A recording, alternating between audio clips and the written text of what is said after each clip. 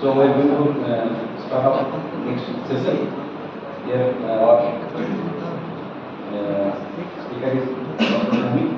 Now I request our coordinator and head of the department, Dr. Subhasis Bhaumik, to facilitate Dr. Bhaumik.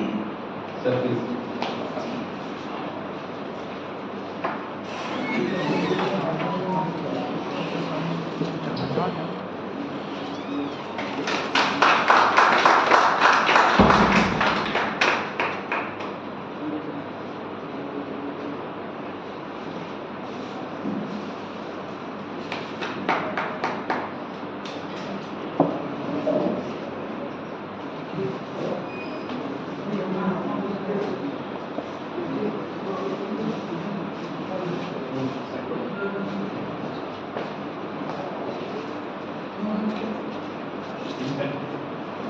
So our next speaker is Dr. Bhaumik. Dr. Bhaumik did BTech in Mechanical Engineering, ME and PhD in Production Engineering.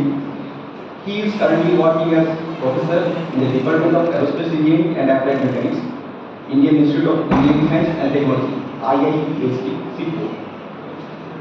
And being planning and development, his research interest includes mechatronics, robotics, industrial automation, assistive devices, rural technology, and innovative product development. He has guided PhD thesis, published research papers in SCI journals, and carried out sponsored research projects. He is a fellow of Institute of Engineers, member of Association of Mechanics and Mechanisms, Robotics Society of India, and expert member, Rehabilitation Council of India. He is former Dean, Research and Council, former head of School of Mechatronics and Robotics, former head of Department of Aerospace Engineering and Applied Mechanics, former President, Institutions Innovative Council, and former Zonal Vice President of Association of Mechanics and Mechanism. Dr. Bhaumik is presently acting as Dean, Planning and Development. Sir have more than 10 book chapters in edited books and lots of publications in national, international and conferences. So we all welcome Sir for our next speaker. Thank you.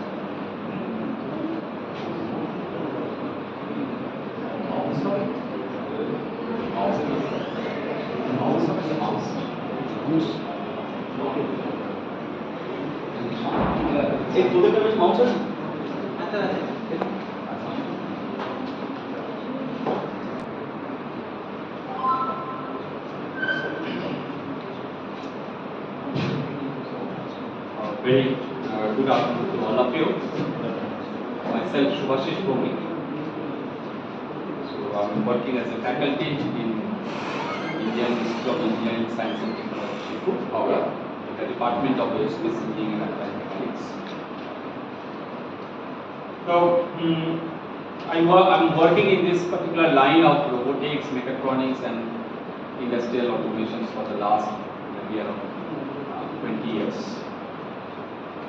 And today's particular talk is on Industry 4.0 and 5.0. And specifically we can say my talk is on collaborative robotics. Okay. Now this is a new field. collaborative robotics is a very new field in the field of robotics and automations. As we see that this particular FDP program is on industrial automations and robotics. And if we consider the industrial automations, practically speaking, industrial automation it involves a lot of things. Okay. And practically these industrial automations generally we consider it from the production's point of view or from the factory point of view. Now whenever we are considering the factory level of automations, then for the last 10 years, 10 to 15 years, there is a huge amount of changes has taken place in the industrial automations. If I look at 30 years back, 40 years back, the shape of an industry is completely different if we compare it right now with any industries. So the type of industry has been changed from the manual type to an automation or to an autonomous type of systems. So I thought that before I go into collaborative robotics, we have to understand that what happened before collaborative robotics. Why this particular term collaborative robotics is coming into the picture.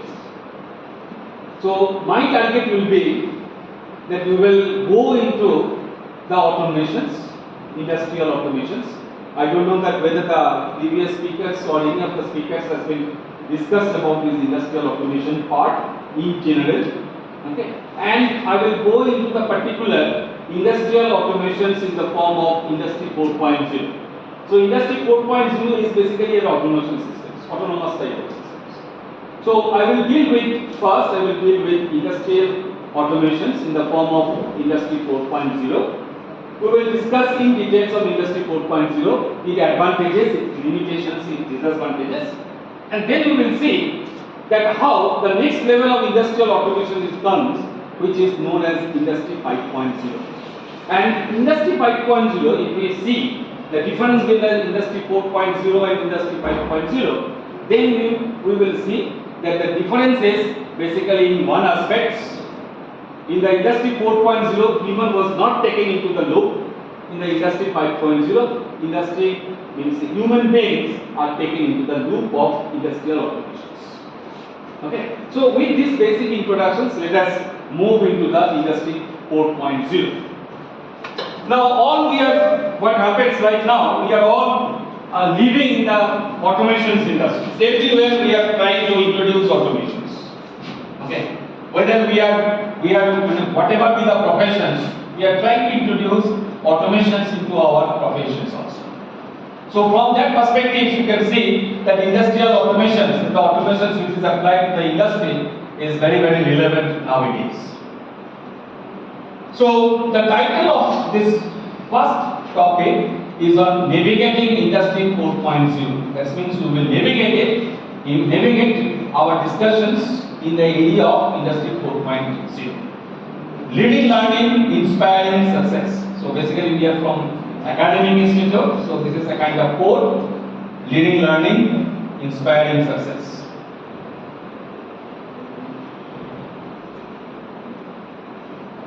So if you see the demand, okay, so 67% of the manufacturers aggregated digital projects during the pandemic situations. Okay. If I see the growth, the digital manufacturing market, it has already crossed a level of $767 billion by the year of 2025, supposed to be. And return of investment, if we see, the digital manufacturing reduced the machine downtimes by the 50%. Now, whenever we are talking about the automations, is basically we are moving towards the digitizations of an autonomous industries. Digitizations. Okay. So initially it is a human being who was involved in the automations, and the digital system was not introduced into the automation systems. And now we are moving more and more towards the digitizations of our autonomous systems.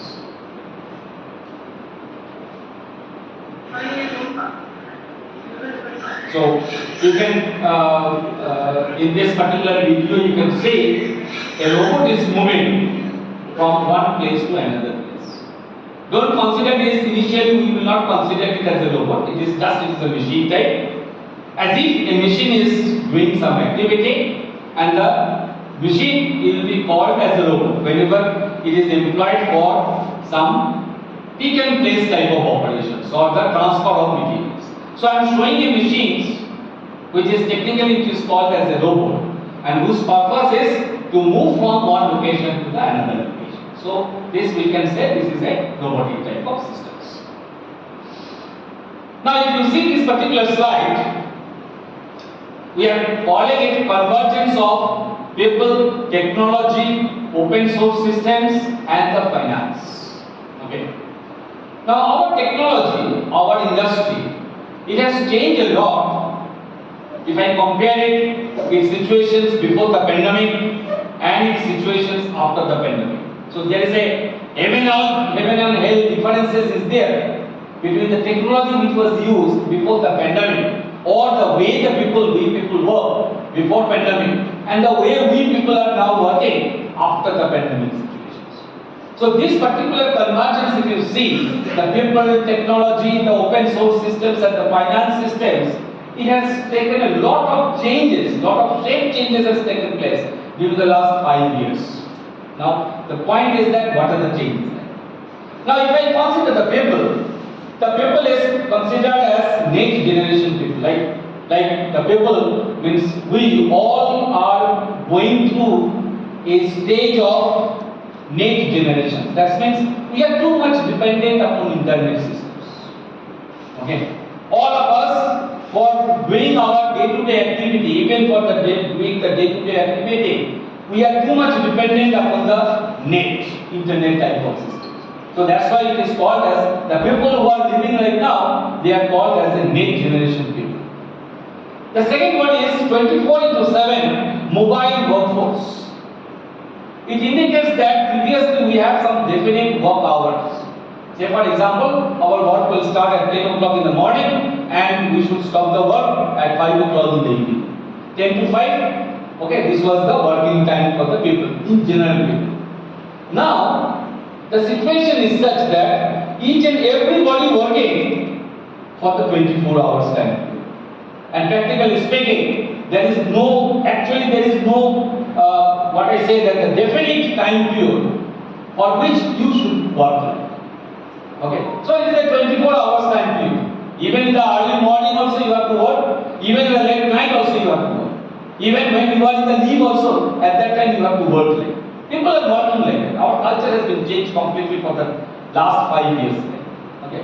So the second one is 24/7 is a mobile workforce. Like we are the mobile workforce. Every time we have to work like that. Okay. So it's a workforce is a mobile kind of. That means the moving workforce, working workforce. Then it is a giga economy. That means the freelance workers. Okay. Previously, what happens that when we pass out at that time, we are the job seekers.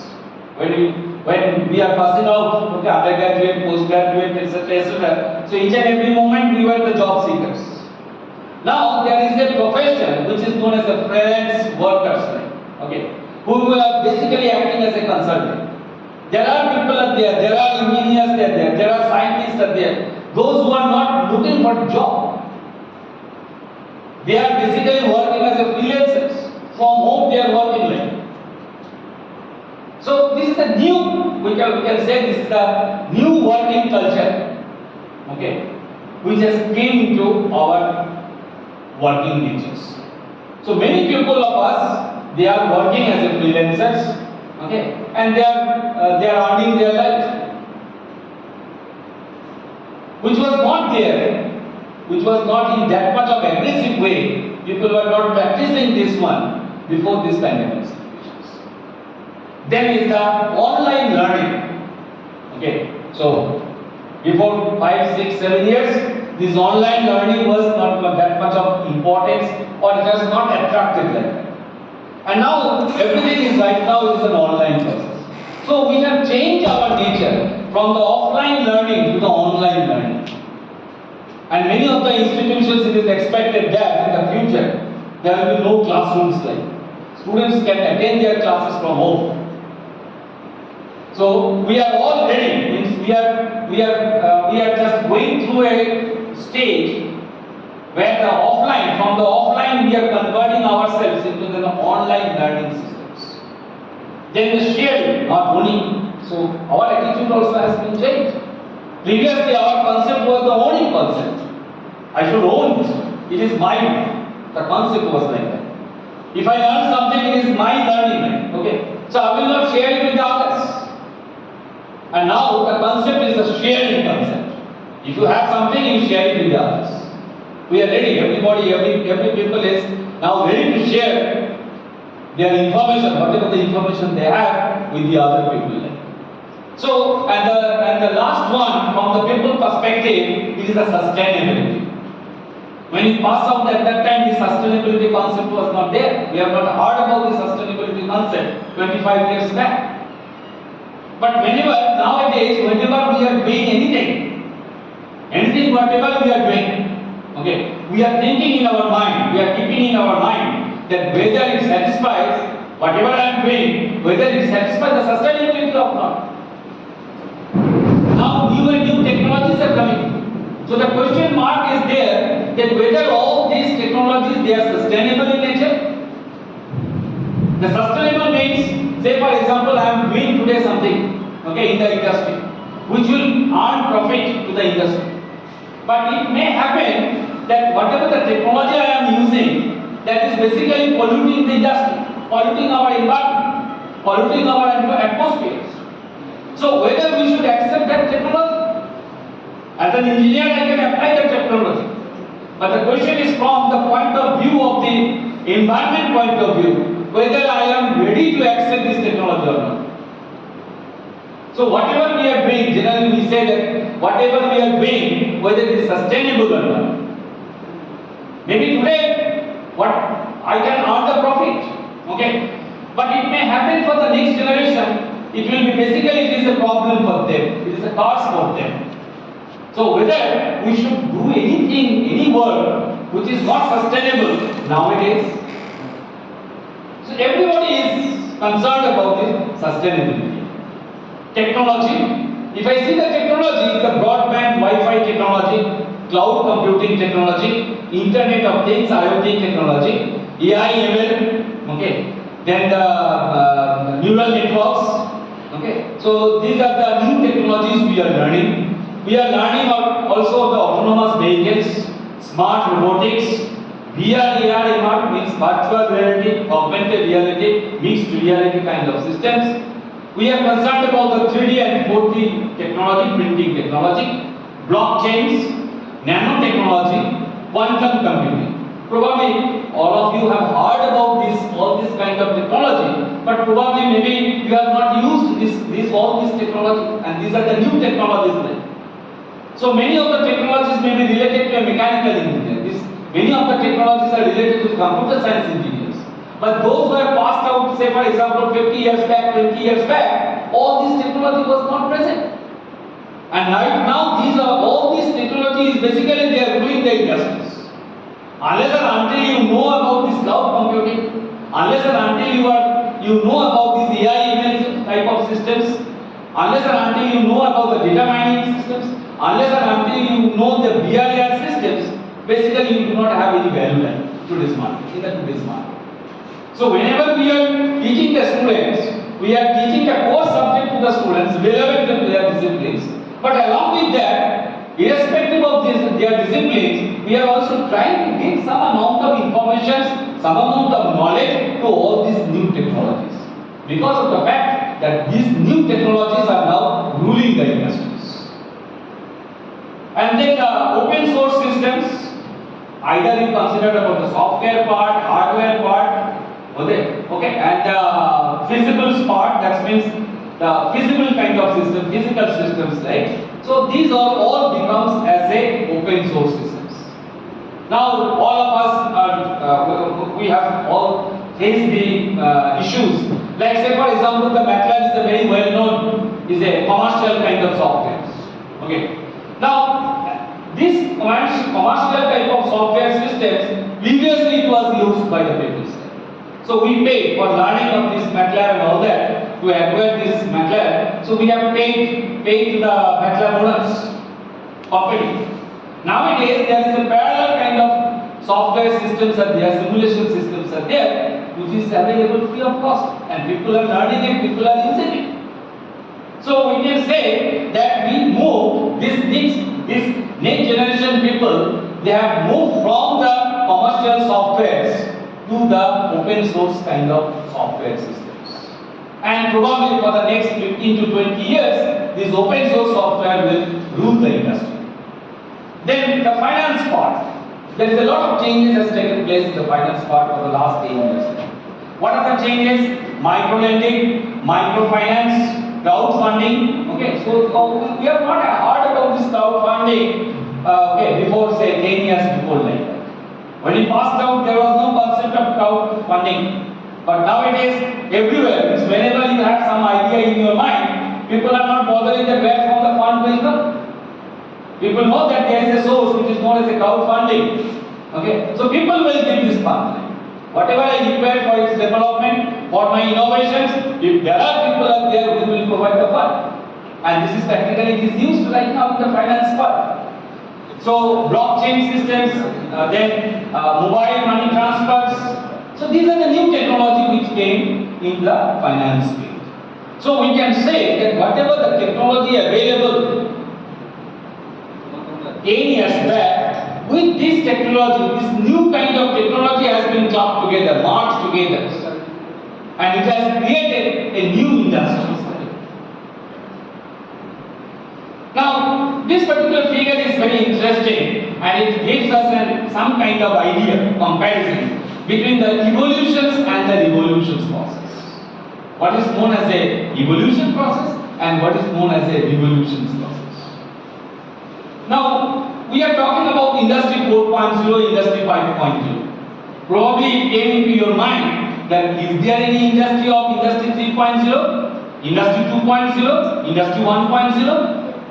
It is there. We will see right now. Okay. So you can see that here, in between the evolutions and the revolution process, the difference is that in case of an evolution, this is a delta amount of improvement is taken place with reference to the previous model. So you can see here the early carriage systems, early telephone systems. From there, with the delta amount of improvement, the second stage of products were built up. Second stage product was built up. But from this second stage to the final stage, or we can say this is the third stage, is basically the revolution process. Where a fundamental there is a change in the engineering concept. In the case of an earlier carriage systems, the first two figures is denotes that basically the power for driving this carriage, either it is man driven or it is maybe the animal driven systems. But from the middle stage to the third one, the last one, okay, the conversion is by the mechanical power. So some sort of engine has been developed which will pull the car. So there is a great amount of changes is taking place, and this is known as a evolution process. This is not an evolution process. Similarly, in case of a mobile, okay, from the you can see from the fancy digital phone to the smart internet-based phone systems, it is known as a revolution system. So in the industry also, revolution has taken place. The first revolution, the second revolution, the third revolution, the fourth revolution, and now we are passing through the fifth industrial revolutions. See, the first industrial revolution, if you see, this industrial revolution begins in the Britain in the late 18th century with the mechanizations of the textile industries. Textile industries, whatever the machine tools are there, it requires some sort of power, and the power was provided by some steam engine type of systems. Okay, and this system is known as this industry, or the stage of the industry is known as Industry 1.0. So the first industrial revolutions, it is basically the mechanizations of textile industries. The concept which was used in the textile industries for mechanization. That was the first industrial revolution. The second industrial revolution, if you see, the second industrial revolution, it was of the Henry Ford mastered this revolution process by introducing assembly line automations. Okay. Now in the factory also we find that the people are using some assembly line for assembly purposes. So if you visit to the Tata Motors, who are the manufacturers of the four-wheeler systems, you will find that this assembly line concept are used. So this assembly line concept was first introduced by the Ford, and the introduction of that concept is known as the second industrial revolution. Now if I come to the third industrial revolution, the third industrial revolution is basically the production automations, production systems automations. Okay, and this is considered, this is known as introductions of digital manufacturing, or it is termed as going digitals. Okay, so the concept is that whenever the digitization system has been introduced in the industry for the production purposes, in the third the industrial revolution was conceived like. Okay, so you can see the main thing is that the world as we know is changing faster. Okay, our world is changing. Our world means our engineering world, industrial world is changing. And what are the changes is coming out? The changes is that the complex is becoming simple. Previously, our industry was very much complex, very much complex. So many machines are there, so many systems are there, so many production processes are involved. It becomes as a complex systems. Now, in productions with this digital manufacturing technology, our industry becomes simple. The dangerous is becoming safe. Previously, our industrial process was dangerous. Now, every process has been streamlined by the introduction of these digital manufacturing systems, and we are calling this one that is, we are saying that our industry is now becomes more and more safer. And the third process is physical is becoming digital.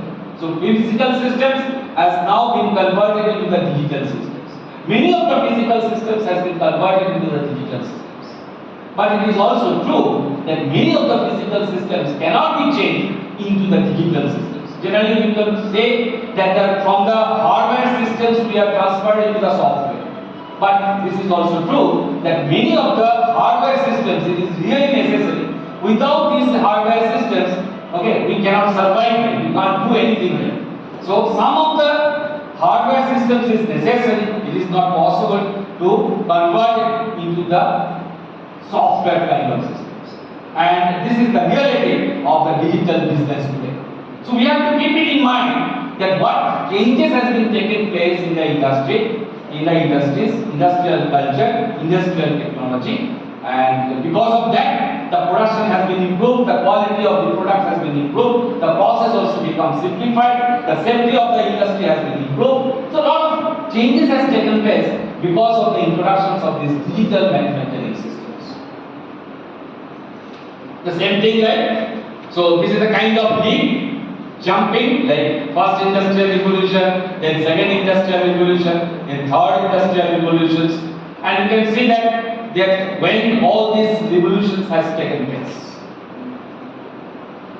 If you see this particular figure, there is a comparison is there. Okay, yesterday's industry and the today's industries. So your left hand side is the industry of yesterday, and this particular on the right hand side, this is the industry of today. What we are finding over here, the left hand side, if you see the left hand side, there is basically it is all human beings. Humans and the machines are there. Okay, they are working together. So within a very small space, so many people are there, so many machines are there. This is the working structures or the working environment of yesterday's industries. Now today's industry, if you want to say in the right hand side, all you can see that the aircraft is manufactured by the machines, by the systems, and there is no human beings like that. Almost in the factory without any human being like that. So this is the factory of today's factories. Is our dream factories. The second one is here in the middle one, left hand side, is a very dirty environment. very dirty environment, industrial environment. And now our industrial environment is very neat and clean, very neat and clean environment. The third one is here it is showing our industry is located at one particular location. Okay. So nowadays today's concept is that our industry's presence is the global. You will find that a manufacturer is there or a company is there who has so many of its offices at different locations. So one may be at Calcutta, another may be at say for Delhi, another may be at Bombay, another may be in some other countries. So there are so many factories at this. Now they are not facing any problem, any issues because all the factories are interconnected to each other through the internet systems. That means through the digital manufacturing systems, all becomes as a single unit. So previously our concept was that an industry will be located at one particular locations. And we say this is considered as a local presence. Industry's local presence. Now in the digital age, the industry is present in the global form, in a global presence. We call this as a global existence of the industries. So how you can see that we have moved from a manual kind to a autonomous kind of systems, from a dirty environment to a neat and clean environment, from the local to the global industries.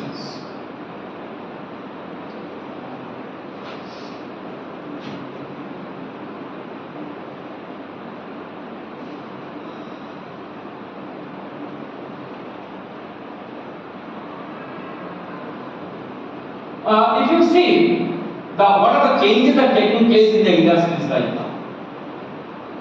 The iPhone, iPad, Kindle, 4G, Uber, okay, Android type of systems. So we can say that nowadays the right-hand type of systems are more prominent, which was not present. Means we have not heard about this WhatsApp, we have not heard about this Android, we have not heard about this iPhone in the year of 2006. Okay, so within these 20 years, all these new technology, these kind of technologies are coming into the pictures. Now, if you see this one, this is a kind of time to reach 100 million customers. Okay. Now, if I see the telephone generally it has taken 75 years to reach to a people of 100 million people, 100 million customers. It took 75 years. Okay. Whereas the Instagram, it took only about 2 years to reach to the target of 100 million customers. So you can see that how the technologies they are changing and how the people are accepting all these technologies. That whenever some new technology is coming into the industry, people are accepting these technologies. Okay. This is an industry, means this is a replica of an industry, and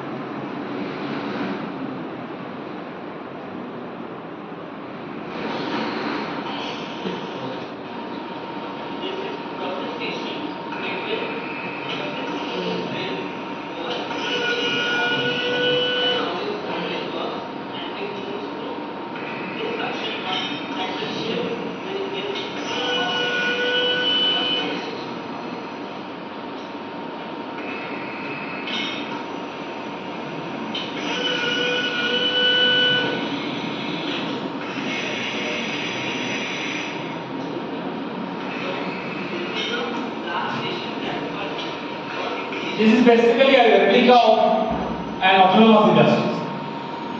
So this is particularly this particular setup is available in our laboratory.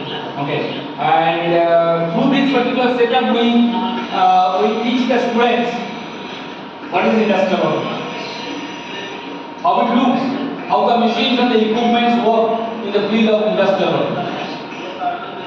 Now, if you visit to the generally we say to the students that you should visit to some plant, say for example the Coca-Cola plant, bottling plant, how the bottling operation is taking place. If you visit that kind of industry, that will give you a good exposure to the level of industrial automation.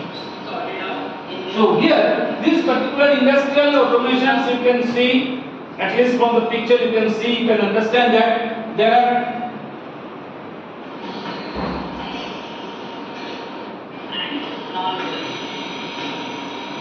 are so many of mechanical items in this. Okay. Along with that, you can see that so many of electronics components is also there. At least there are wires are there, some instruments are there. You can understand these are all electronics and electrical devices like these are all electrical devices like that. So we can say this is an industry, the very advanced level of industries where the automation kind of work is going on. Generally what happens, we say that this is basically a line, production line, a kind of production line, where on the left hand side, from the left hand side, the raw material will come and it will enter into the production systems. There are like a 3 or 4 modules are there. Like this is one particular module, there is another particular module, there is another particular module. So we have in our lab like 5 different modules are there. Okay. So this is basically a setup, a separate kind of setup. 5 separate setups are there.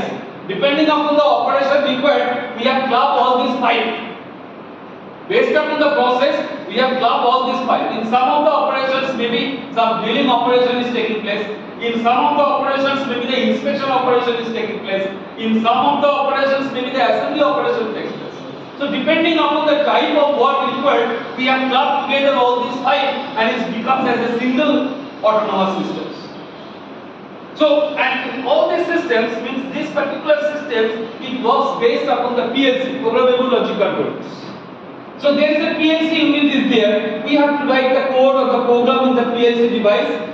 Based upon that, your machines or the equipments will work. And this systems is autonomous and intelligent kind of systems because there are so many sensors are there. You need not to count that how many component has been produced. There is a sensor which will measure the number of components or number of finished products that has been developed by this machine setup. And at the end of the day, it will give you some sort of numerical value. Say for example 100, 200, 300, whatever maybe. It will give you the information. So counting and also what happens with these systems itself, it will take care of the inspection process. So if any of the product that has been developed, it is not up to the mark, satisfaction level from the manufacturing point of view, then that particular component will be declared as a defective component and it will be segregated from your main production systems. So if the production system is coming like this, and if some of the components are defective, then this defective component will go by this way. So it will go to some other bin, and the finished products which are in the right shape, they will be collected in some other form. And ultimately the objective is that from after the end of this process, whatever the materials are coming out, finished products are coming out, it must be arranged in a box. That means it will be packed, and then the packet will be placed in the vehicles. So it will go out to the customers. So we can see from the starting process, that means the entry of raw materials into the factory to the exit of the finished product from the factory, everything is autonomous. And this is the real industry. Means the industry works in this form. So those who have visited an autonomous type of industries, these are very small setup, tabletop type of setups. Okay, for the students' purpose to understand the automation process. Okay, the industrial process may be very big then. Very big industrial process are there. If you visit to the Tata Motors, the industrial process is maybe a few kilometers. and this may be of few meters, maybe like few meters only. So that is the difference. But this particular setup, it indicates the level of automations we are working in.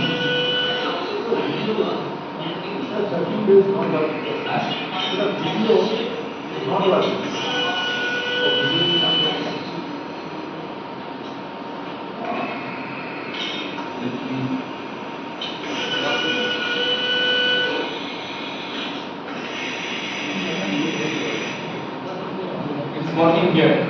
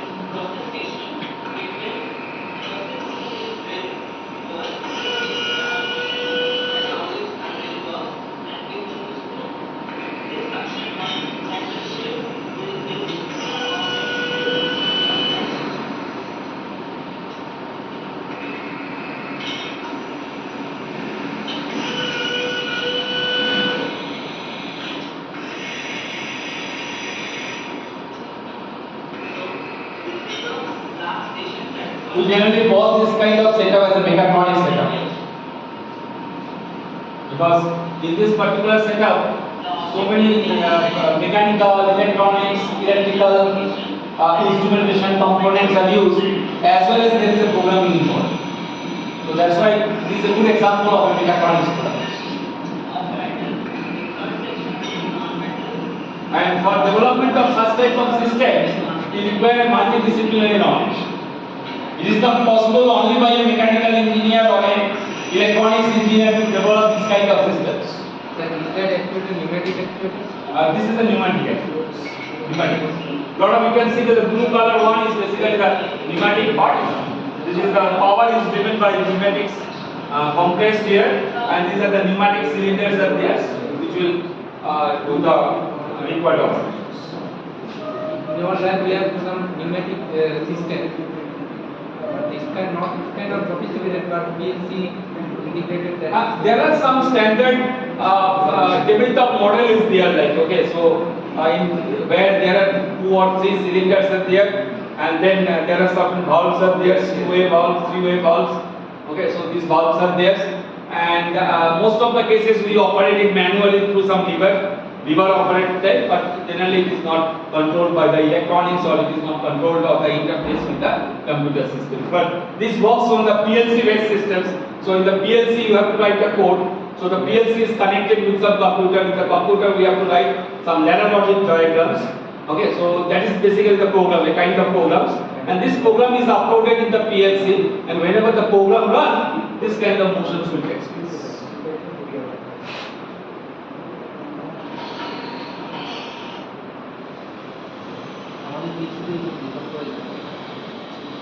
Now, this concept is our futuristic industries, future industries, how the future industries will look like. So you can see that there are so many locations. There are so many locations are there. Headquarter is located in one place. Your manufacturing unit, your R&D office, your material sourcing unit, your testing unit may be located at different locations. But all these factories, they are connected with each other, and the systems becomes as a global manufacturing systems rather than a local manufacturing systems. Now, what are the objectives of going through all this Industry 4.0, knowledge of Industry 4.0? Is basically to increase the awareness, knowledge acquisitions, strategic planning, skill development, networking and collaborations with each others, and the innovations and the competitiveness, introduce this innovation concept and the competitiveness. Now this particular term, innovation, is coming in every field. We are looking for innovations. Even when we are teaching to the students, we are also trying to introduce some sort of innovations in our teaching learning process also. So similarly, in case of academy, in case of an industry also, industrial engineers, they are also trying to introduce some innovations in their manufacturing systems. Because all these innovations is basically targeted towards improving the quality of the products, improving the customer satisfaction, and also at the same time reduce the cost of the manufacturing so that they can have a good market profit. So for that purposes, this is required. In every field, there is a requirement of innovations. There is a requirement of innovations.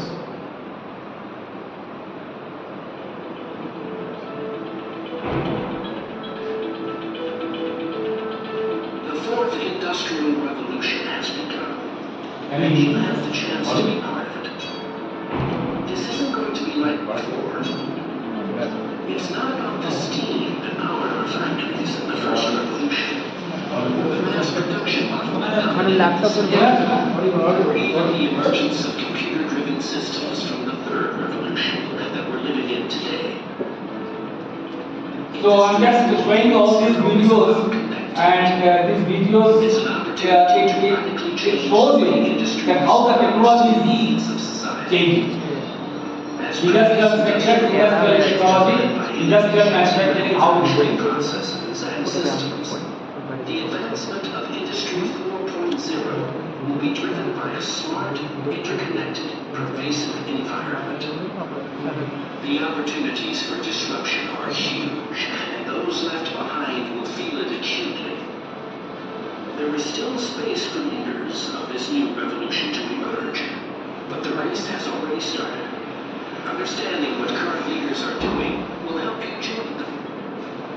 KPMG formally examined what those trailblazers were doing in their factories and their offices, and it revealed some thought-provoking findings. Our research highlighted a number of areas that current Industry 4.0 leaders are focusing on. Leaders are planning ahead with clear strategic vision, driven by performance and tying investment to proven opportunities for growth, progress, and innovation. They are focused on discovering how smart products and processes can be developed. Integration is key. The major players are moving away from isolated silo-driven development, which limits scope and value of new projects. Instead, they are moving towards large-scale and proactive integration across their enterprise and among their customers, supply base, and products to ensure they are aware of every possible opportunity Industry 4.0 technology has to offer. Perhaps most importantly, they are not afraid to think big and act bold. This means nurturing innovation, developing disruptive thought processes aimed at devastating the status quo, and looking for opportunity in every element of their value chain, from which products are designed and how they are produced, to So this is the Industry 4.0. Through the graphics part, okay. So you can see that how the technology is changing, how the technology is changing. And we can see that not only the technology, the new things like industrial internet, IoT systems, how it is playing a big role for the development of the industry. Like here the concept is that each and everything is connected with each and everything. Each and every machine is connected with each and everyone. Each and every people of the industry is also connected with each and everyone. So all the data is available to you. Okay, connection data is available to you. So that whenever some changes or modifications is required, you can do it very easily.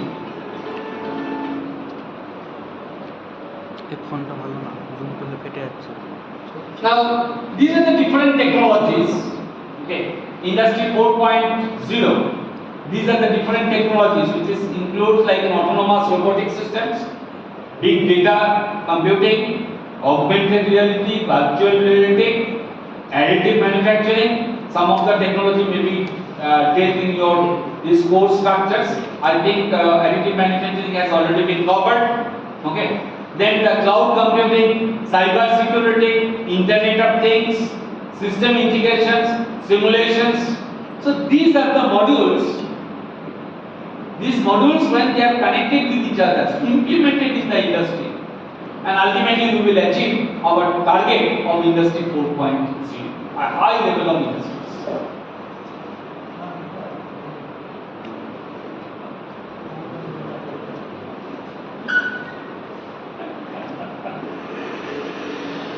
Today, data is everywhere. For companies, it's become one of the most important resources, essential.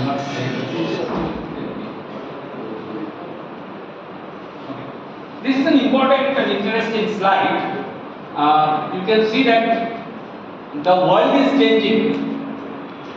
Future of job will see changes in the job role and the lifestyle preferences. Growing populations, aging populations, and global travel crisis.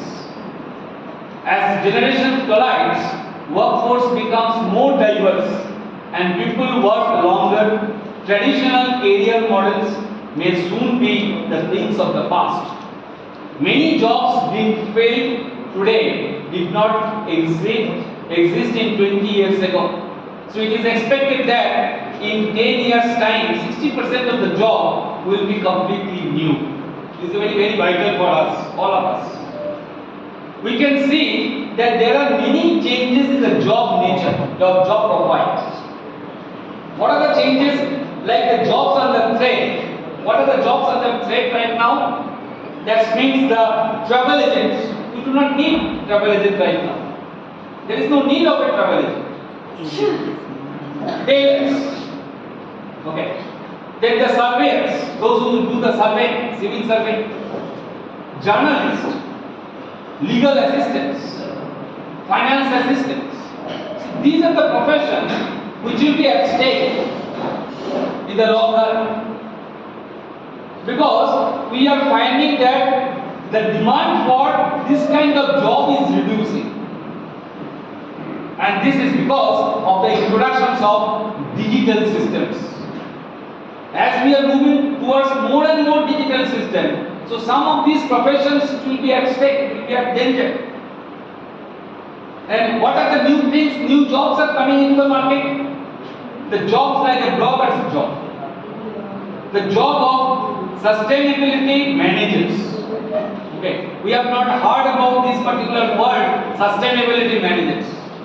Production manager was there, industrial manager was there, quality control managers was there, but we have not so far we have heard about a person, a manager who is called as a sustainability manager.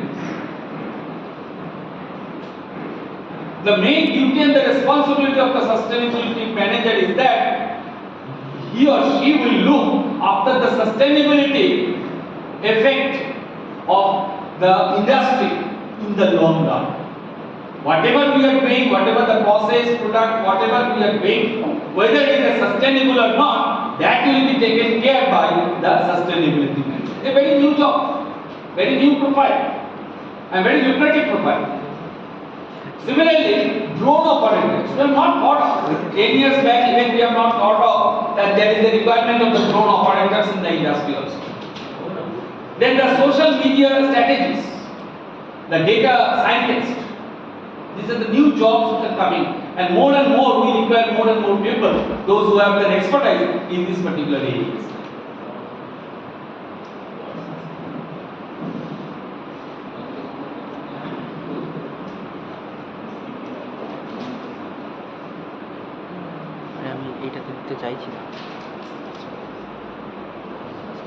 I will show this particular video. See this particular video. Very interesting video. A new concept, a new idea is shown in this particular video. We have heard about the name of AR/VR systems. Augmented reality, virtual reality. What does it mean? You can check. What is meant by augmented reality? What is meant by the virtual reality? Or what is known as the mixed reality systems? we can see that this is basically a robotic system. No? I think all of you have seen a robot.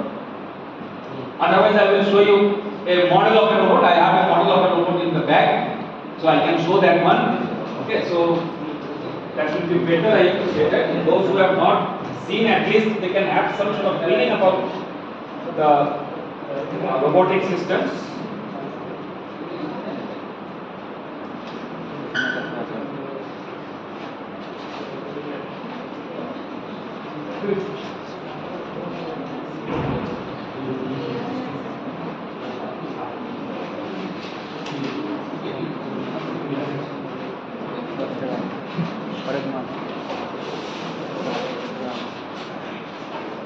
So this is a robot system, a small robotic model, and this is the robot which is known as a KUKA robot. This is a KUKA robot. Okay. In the very first slide, I have shown some robot working, picking and placing something like that. Okay. So this is a real robot. That was the real robot. And this is a toy robot. But generally, this toy robot is used for teaching first time this robotics technology to the students. Like. So whenever we first time we go to the class for teaching this robotics technology, we take this model. Okay. So the students can understand that what this new technology is. Now this is known as the base. So this will be fixed on the floor. This will be fixed on the floor. And then this arm can move. This arm can move. This can rotate. It can move like this. It can also rotate like this. And it can move to this one place. Okay. Then it will move like this. It will move like this. Then it will move like this. It will come to this place and it will place this job here. So pick and place type of operation this particular robot can do. Okay. So this is the KUKA robot, and the robot we have in the lab, that is also a KUKA robot. I have shown that one. And that particular robot is payload capacity of 5 kg. That means the robot at the wrist end of this robot, we can attach a load of 5 kg load, and with that 5 kg load, it can move from one location to the another location. It can perform certain type of tasks. Okay. Now, several examples here you have already seen that this is a robot system. Okay. Now you can see from the color of the shape, this is not a real. The yellow color object is a robot, but this robot is not a real object, not a real robot. It is a virtual. It is a digital robot. Okay. So it is a digital model of the robot. But do you think that the background is a virtual? The background of the robot? Background is real. So on the real background, a virtual robot has been placed. Say for example, this is a factory. Okay. And there are so many machines are there.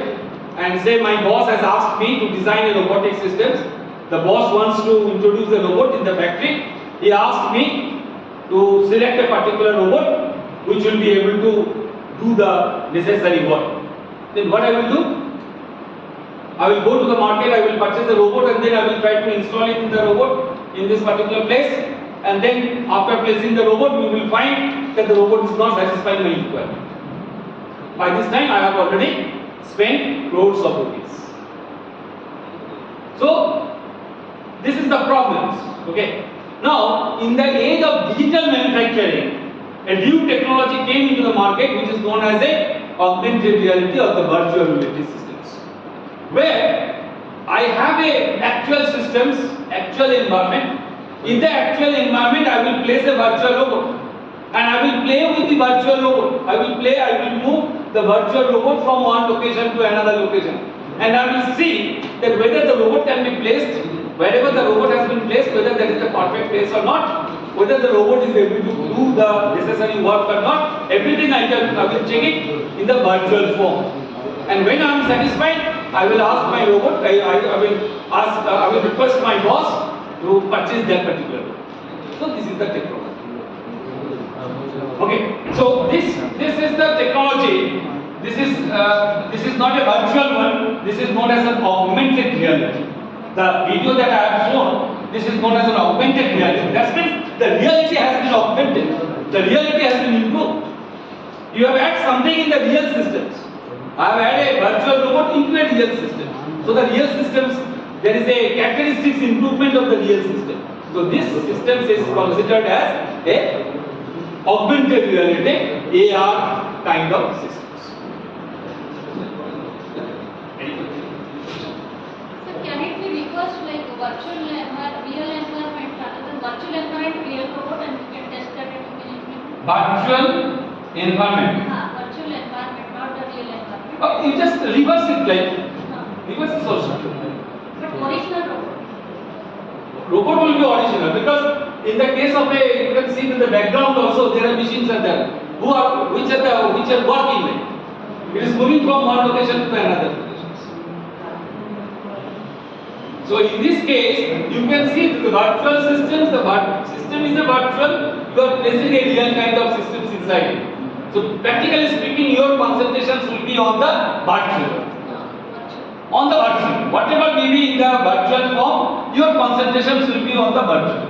So whether the virtual is the background or the virtual is the center point, that is unique. That is unique. Sir, we have at our lab a very big size 5-axis robot. Okay. If anyone is interested, they will visit, they will see. Yeah. There is a session. Good. Good. We have that. You have.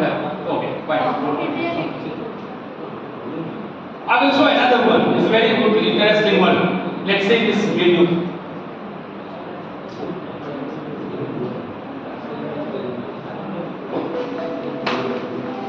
Digitalization is one of the most important driving forces. The bottom one.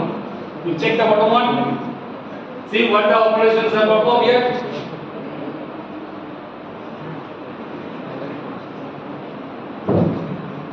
You can see that there are two distinguished portions in there. One is a cat model. This is a cat. Okay. So this is a virtual. And the top one is someone is moving his hands. Someone is present there. This is not a virtual. This is a real.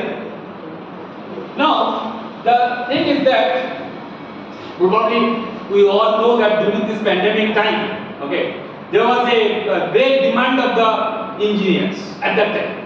We thought that during the pandemic time there will be a reduction of the requirement of the engineers. Rather, we have found that there is a huge amount of requirement of the engineers was there at the pandemic time. So 2020, 2021, okay, the recruitment was very high. Recruitment was very high. Okay. Now the thing is that during that process, during that time, what happened? Say for example, a company has recruited a trainer. Okay. Undergraduate pass out students, pass out of mechanical or electrical or whatever may be. So they have recruited during this pandemic time. And during the pandemic time also, the company has paid the graduate training. They have paid. It's not like that they have taken the work from the training and they have not paid. It's not like that. They have also paid a good amount of payment they have made to the training. And at that time we all know that the training they have not joined in the industry. They were sitting at their home. Okay, so company has given training during the pandemic process in the online mode. We know about this online mode. And at that online mode, whenever they have given the training, at that time they have also paid to the training also.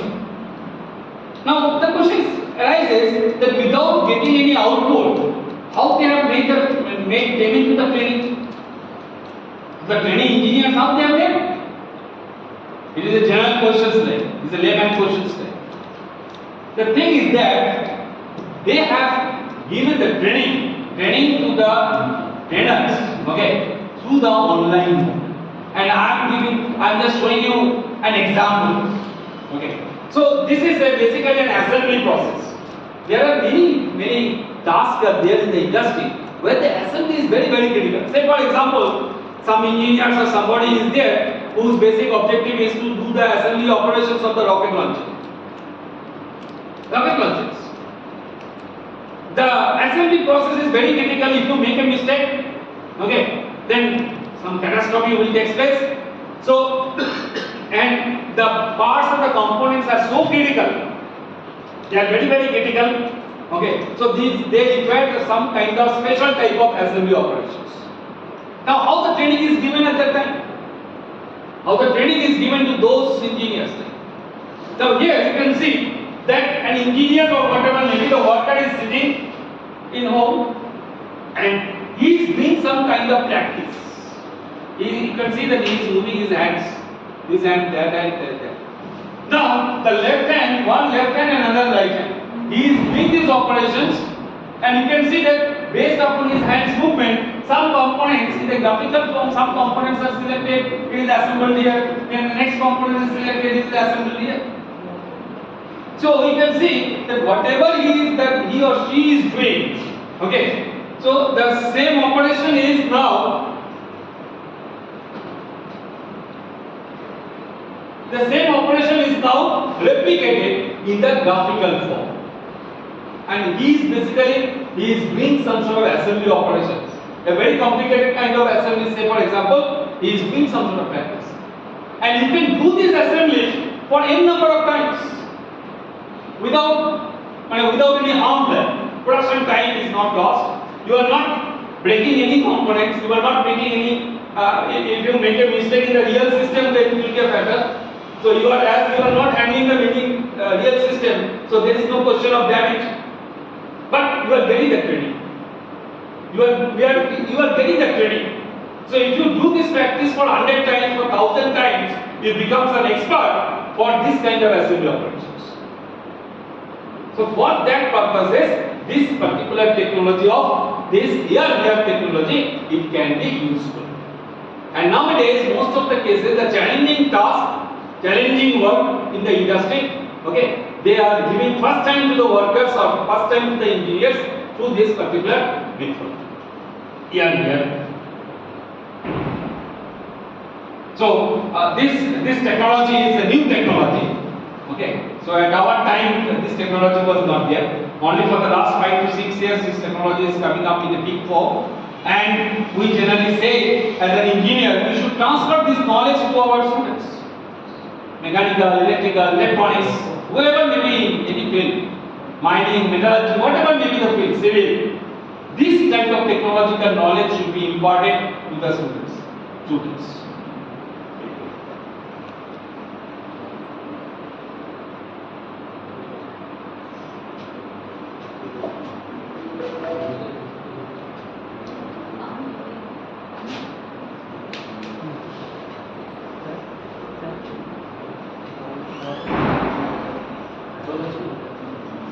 I'm not going all through all this.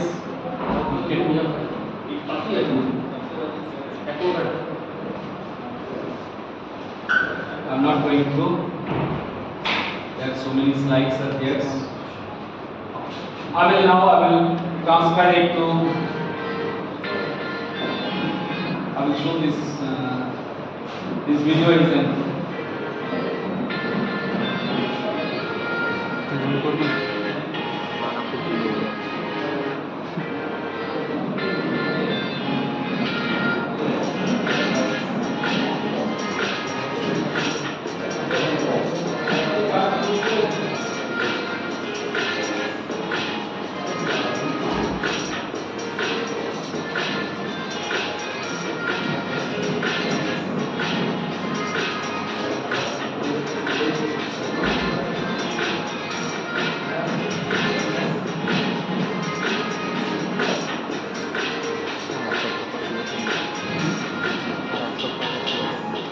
So through this video, I'm just trying to show you the level of automation. It has been introduced in the industrial flow. So from this, we can also understand that what we are teaching today right now, whether it is relevant to the industry or not. What is industry is doing? What is the industrial requirement? What is the type of machines that the industry is using? So whether we are providing the necessary knowledge to the students when they are passing out with a degree, whether they are acceptable. Most of the cases the industry say that all these people, all the students, those who are coming out, they are not fit for the industry. And from all these videos we can understand that whatever the knowledge we are providing to the industry, definitely it's a fundamental knowledge we are providing. But at the same time, we must give the knowledge to the industries of what is required right now.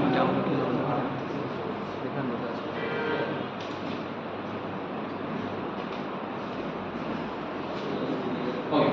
Next one, a new concept I will show you. Okay. So I don't know that whether you have heard the name digital twin. Have you heard the name digital twin? Yes, sir. Yes. A new technology. This is a new technology, new field. Okay. This is not a research field. This is an industrial field. Industrial people are using this new technology, which is known as the digital twins. So mirroring the real world for a better and sustainable performance. Now, what this technology is?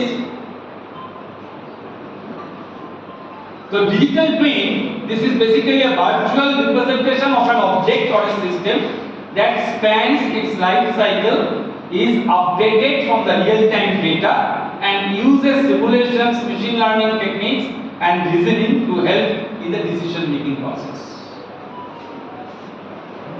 Say there is an aircraft is flying.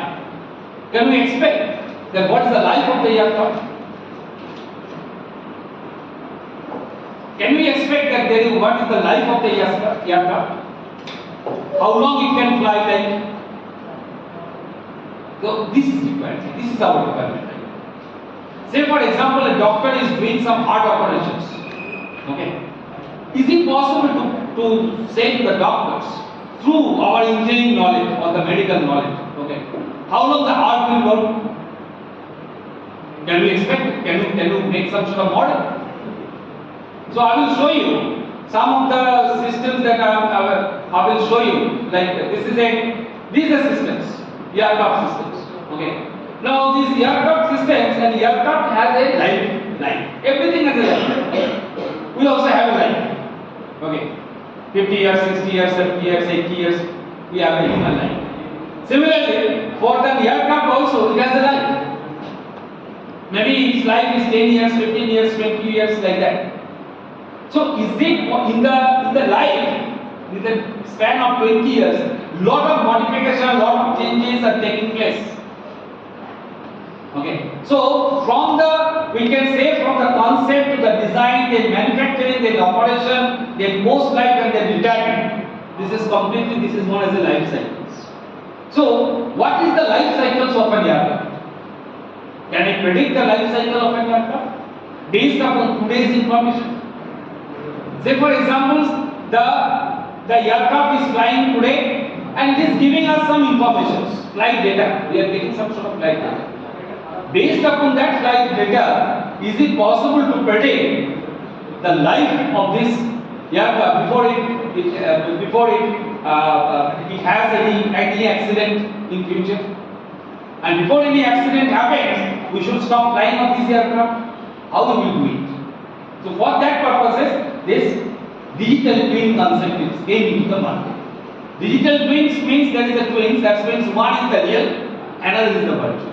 So this is known as the digital twins. One is the real systems, another is the virtual systems. Now what happens here, we are getting some sort of data from the real systems and we are feeding this data into the virtual systems. Then the virtual systems will do certain analysis and these analytical results will be given to the real systems. When these two as a whole, now it works as a digital twin. So, in case I was saying that in case of a heart also, okay, the performance of the heart, prediction of performance of the heart, based upon the real data captured from the real heart. So what happens here? I have a heart model. So here you can see that I have a heart model. This is basically a computerized model, a digital model of the heart. And also I have some sort of real data from the real heart. So what happens here? Real data means real heart is performing. This means some performance. Okay. So from the real data, real heart, I will capture some data. Say maybe the flow of blood flow from the heart, that I will collect it. Heartbeat I will collect it. So these informations will be collected and it will be given to your digital model. Now the digital model will analyze this data and it will find out some information, means it will calculate some information regarding the Say for example the blood flow after 5 years. It will calculate, it will show you, it will give you.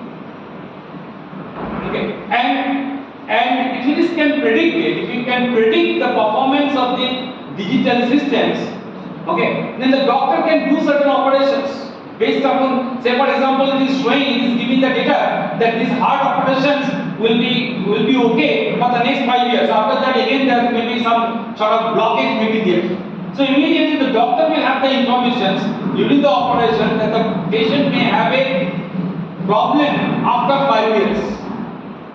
And based upon that, the doctor can change his operational procedures, or maybe some corrective actions the doctor will take.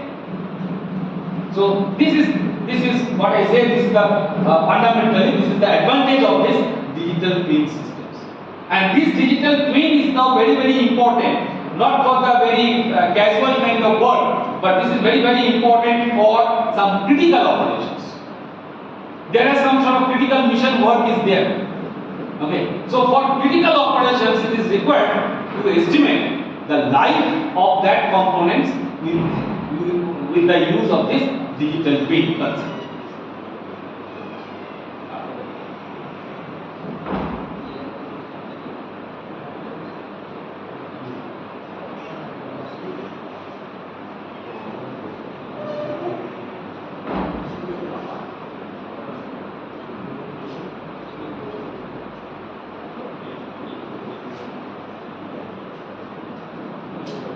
So you can see here the digital twin concept. On the left hand side you can see that there is a real motor is there. There is a real motor is there. Okay, and in front of it there is a virtual motor. So that's means the real and the virtual in a combined way it is predicting the performance or the behavior of our real systems. It's a kind of predictions.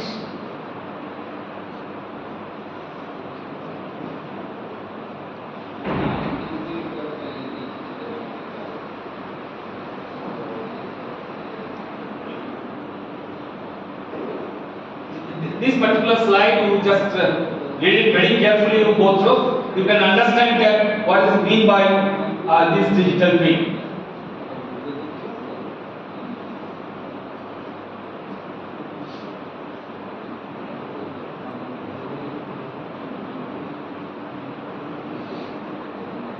This is called as a predictive digital twins. So digital twins can predict something before it happens. Only after something happened in the real system we can understand that something happened in case of the real systems.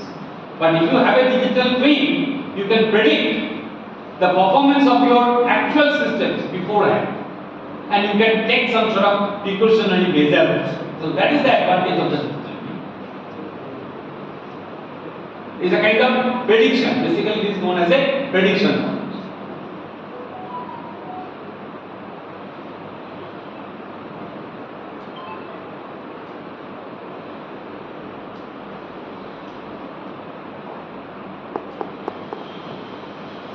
So, a systematic transformations across the existing structure, system, process and strategies is required to reap the benefits from the intelligent manufacturing initiatives, Industry 4.0, which is basically we call an intelligent, integrated, innovative manufacturing process, which is known as the 3I. Okay, one I stands for intelligent, another is considered as one is intelligent, innovative, and the third is integrated. So our digital manufacturing process is basically considered as a 3I manufacturing systems. Some of the product that has been developed in our laboratories, I am just showing this one so we can understand the type of work we people are involved with for development of, if it is time permits, I will show some of the videos of the development of this kind of devices, systems, etc. Generally, we like to work with the hardware devices. So this is the kind of research activities going on in our laboratory, different kind of research activity, and this also includes activities of the. Generally, we are involved with the product development. Okay, innovative kind of product developments, and this product development also it is means it is connected with the rural technology. So we are trying to develop some product which will basically improve the quality of life of the rural people.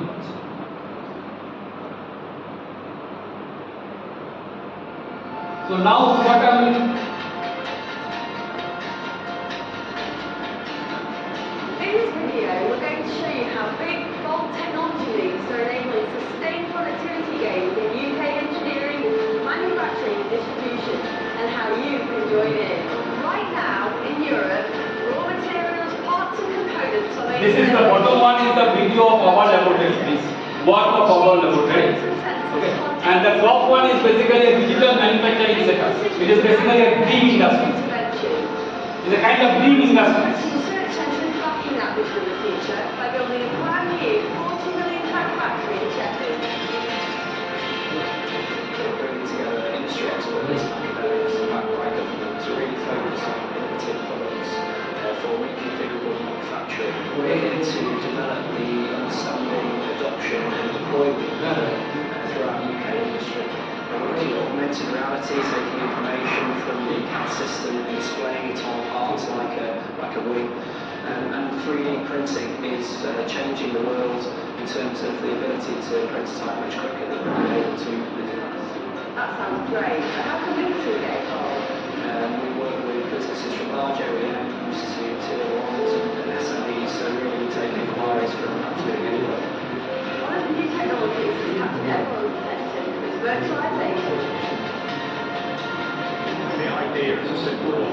You take the miles of conveyor belts, motor drives, scan those elevators, machine tool components, and raw materials, and then you put all that information into a software package and create a virtual factory, an exact replica in fact of the real physical factory, because the virtual factory enables you to take a real-time big picture view, identify areas where you can improve efficiency, cut out waste, and prevent problems occurring in a real factory. The biggest thing virtualization delivers is the ability to have more innovation, more flexibility, and most importantly, more productivity. Today, sensible and monitoring devices have the potential to become participants in the Internet of Things, each with their own IP address. These so-called cyber-physical systems will eventually enable machines and workpieces to communicate with one another and make decisions within the process. Employees can use virtualization to check the product meets the required quality standard and is ready to be shipped to the customer. Today, your IT infrastructure is becoming more important than your raw materials, machine tools and physical assets.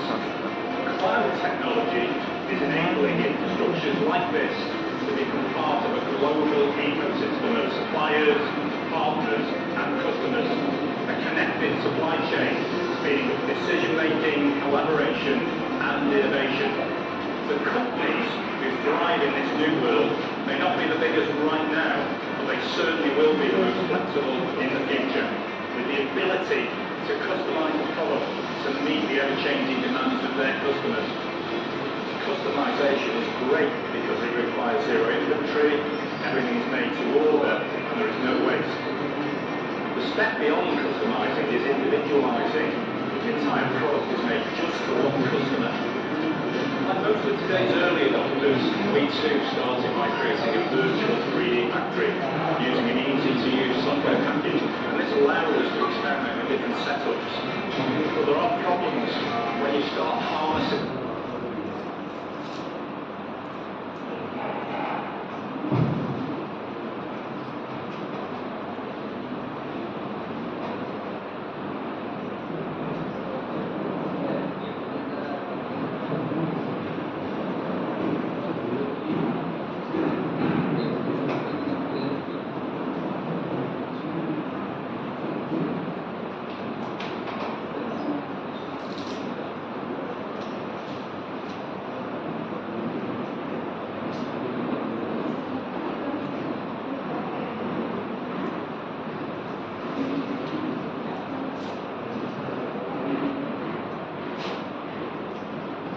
This one is the last topic, okay, and actual talk is on collaborative robotics, game changer for the industrial manufacturing for the next generations. Now, subheading it has been mentioned. This is enabling man and machines to work together. Now, if I see the situations during the pandemic situations, okay, it has been found that in the universe there are only two things are important. One is the human, man or human, and the other one is the planet. These two are the important things in this universe. So if you are doing something without the human beings, means keeping the human being aside, then it has a long lasting effect on the society. Now, probably through all these videos, Industry 4 videos so far I have played, everywhere we have seen the machines are doing certain work. Machines are working like that in autonomous way. There is no question of any human beings. Human beings is not involved at all. Machine can work. Once the machine starts its operation, there is no requirement of any human beings. So, this people and planet concept, when you understand this people and the planet concept, then you can think of, no, we should not go for an industry which does not take care of human beings. So that is the main thing. So in the Industry 4.0, the industrialist people, those who have worked for this Industry 4.0, those who have talked in favor of Industry 4.0, they have realized during this COVID time period, pandemic time period, the effect of losing a job by a human being. So the industry, when we are going into the Industry 4, definitely profit margin is increasing, but also at the same time, we have found that many people are losing their job, and those who are losing their job, they become burden for the society. And when a human being becomes as a burden for the society, there are many issues will come up. So the main concept of the next generation of industry is not an industry without a human being, but it is an industry with human beings. So whatever has been developed so far, that will be there. Along with that, human beings should be there. And whenever we are working with the, say for example, whenever we are working with the robotic kind of system, whenever a robot is introduced in the factory, we have already seen that robot can work alone. It can work for 24 hours a day, it can work for 7 days a week, it can work for 365 years. No issue, no problem. But the question is now that if our industry is converted into a robotic industry, it's a very high level of industries, then what is the requirement of the human being? So the concept is in the next generation's industry came into the pictures, which is considered as Industry 5.0, so Industry 4.0 to Industry 5.0 or Industry 5.0, where a human being and a robotic system should work together. Simultaneously they should work together, side by side they should work.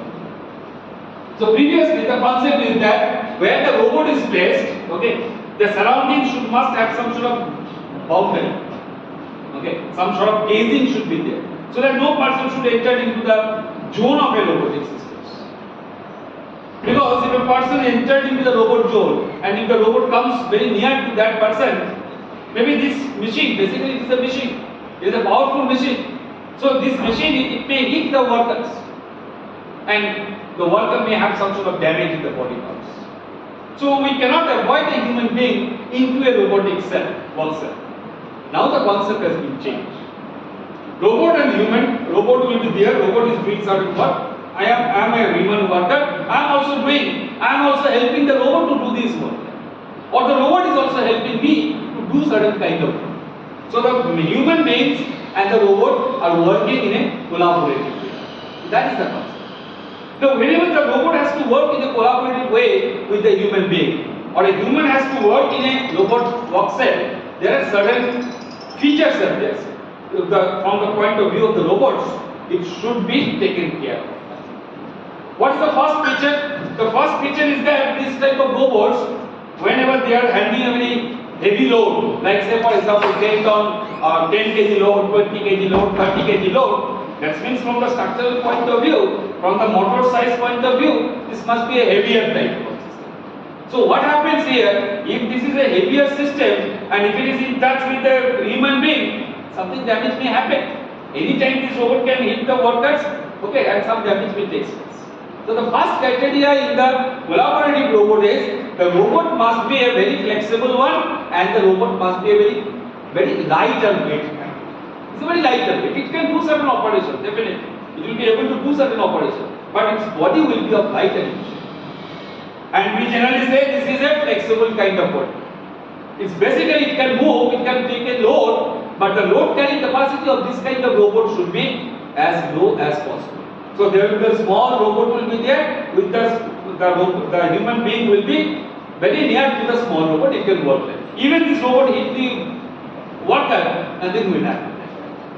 So this is the main criteria, or the one of the important criteria, that even the robot hit the human being, nothing will happen.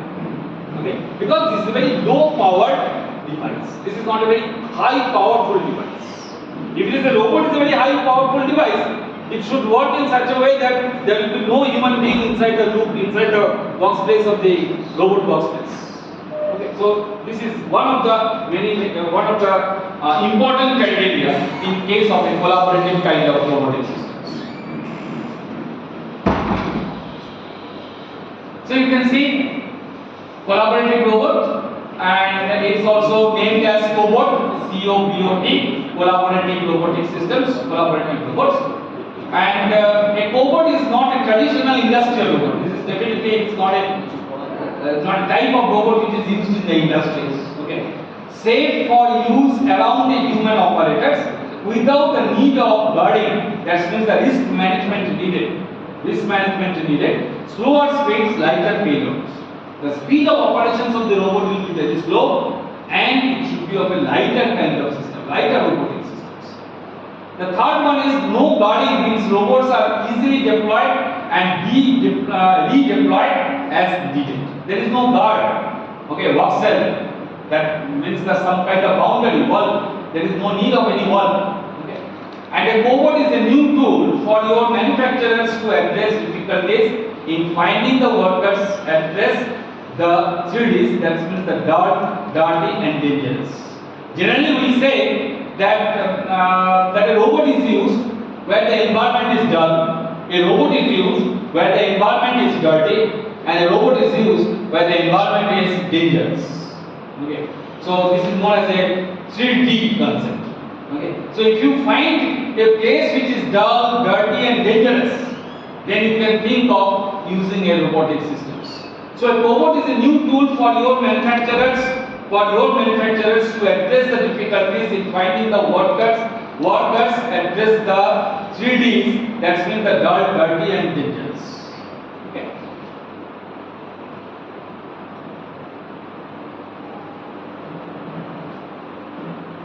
Actually what happens, these kind of robots are very sensitive. Okay. And these kind of robots are very intelligent kind of robots. And generally what happens, if you just consider an environment where the human workers are working, in our environment, like in our office environment or our day-to-day environment, we work with so many people. Okay, so in a room there may be 4 or 5 people are working like that, and we work all together, and there is no collisions between us. Okay, so similarly, you just consider that one of your friend is replaced by a robot system. So there are 3 human beings is there, and inside it there is one robot user. So robot is basically interacting with all the 3 people.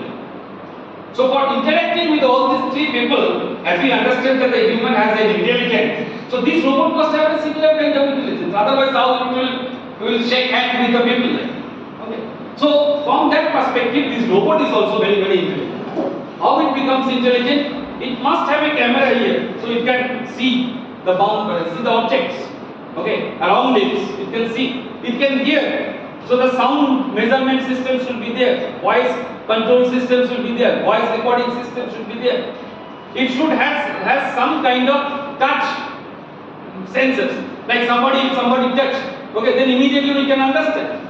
So similarly, in case of the robot also, even if I touch the robot must be able to understand it, that it has been touched by the human body.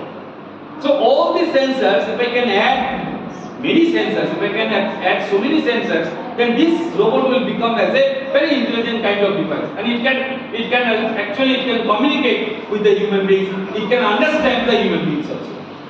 So now, probably you have heard that there are robots are there which can understand the brain of a human being. What I am thinking, what I am deciding right now. Okay, so everything the robot can also understand it. The question is how it is possible. Okay, so there are some sort of this is a machine, practically. So the machine can understand the brain of the human beings.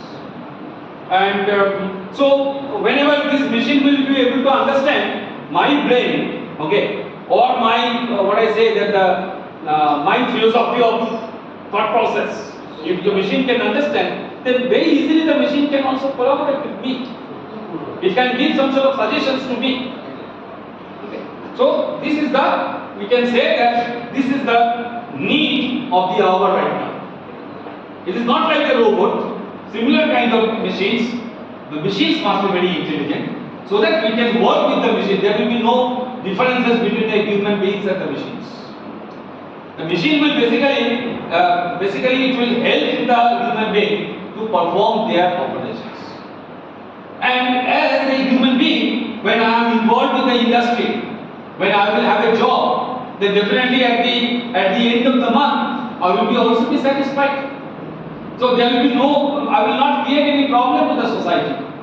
Only I will create the problem when I am unemployed. So if I am employed, then definitely I will not make any problem to the society.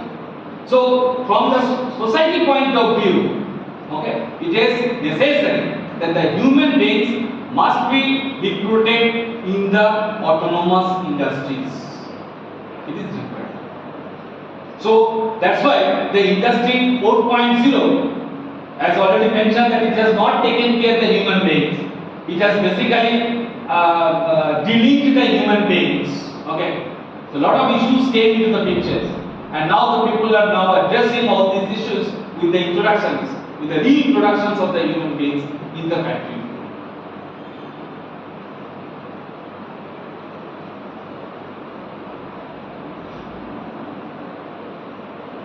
So it's the sensors. Means this robot without any sensors is basically the machines. And if I can add sensors, brain, okay, and the mind, if I can add something of mind, okay, into this machine, there will be no difference between a human being and the machines. There is a difference between the man and the machine is big because of the fact it does not have any mind. So if you can add, in any way, if you can add mind into the machines, then the behavior of the machines will be similar to the behavior of the humans. And people are nowadays, they are working on it.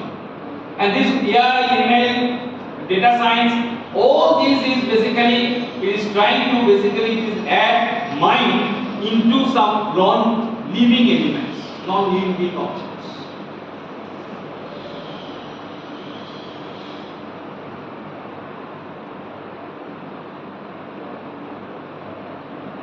So benefit part of the collaborative robots, increase the human and the robot efficiency, applicable to small to medium sized robot manufacturers, increased return of investment, then greater flexibility in the human environment, safely handling of complex and dangerous tasks, unlimited potentials.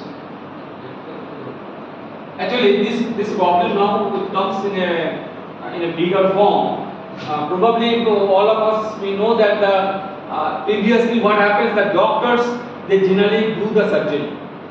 Okay, doctors. Early times, 30 years back, 40 years back, 50 years back, only the doctor was performing some sort of surgery.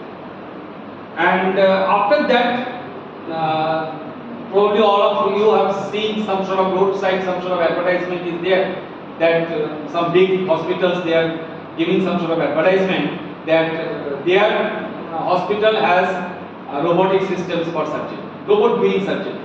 They advertise it, robot doing surgery, and mostly they do it for like a major operations or maybe the brain operations by robotic systems, or maybe the knee replacement operations by the robotic systems, like that they advertise it. So there what happens, only the robot was doing the surgery operations.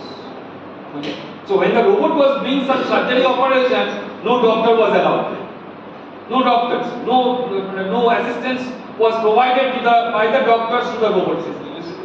Now the requirement has been changed because of the collaborative robots. Now there will be a robot, there will be a doctor, there is a patient. So this robot is doing some surgery operation, doctor is also doing some surgery operations.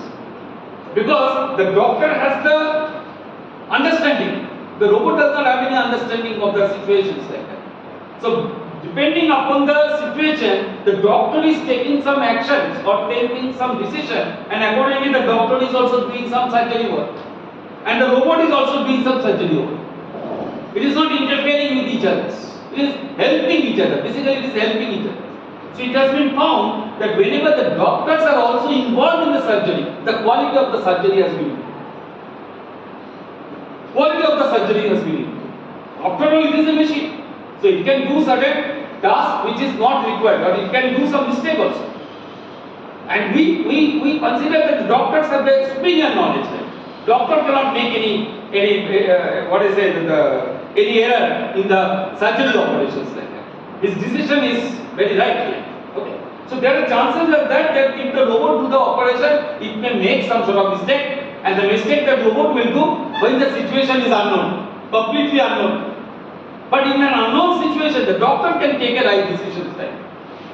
Okay. So when the doctors and the robot is working in a collaborative way, it is expected that the quality of the surgery will improve, or any task which is performed with the help of the robot, definitely the quality will be improved. So you can see that the robot is basically moved by the human beings from one location to another location during this is the teaching process. So man machine is working together.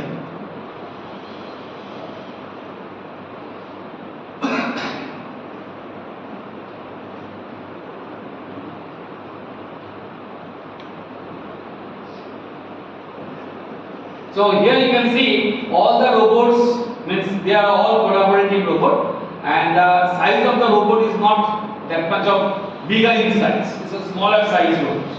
All these robots are looking at smaller size robots which are doing the this kind of operations it is doing.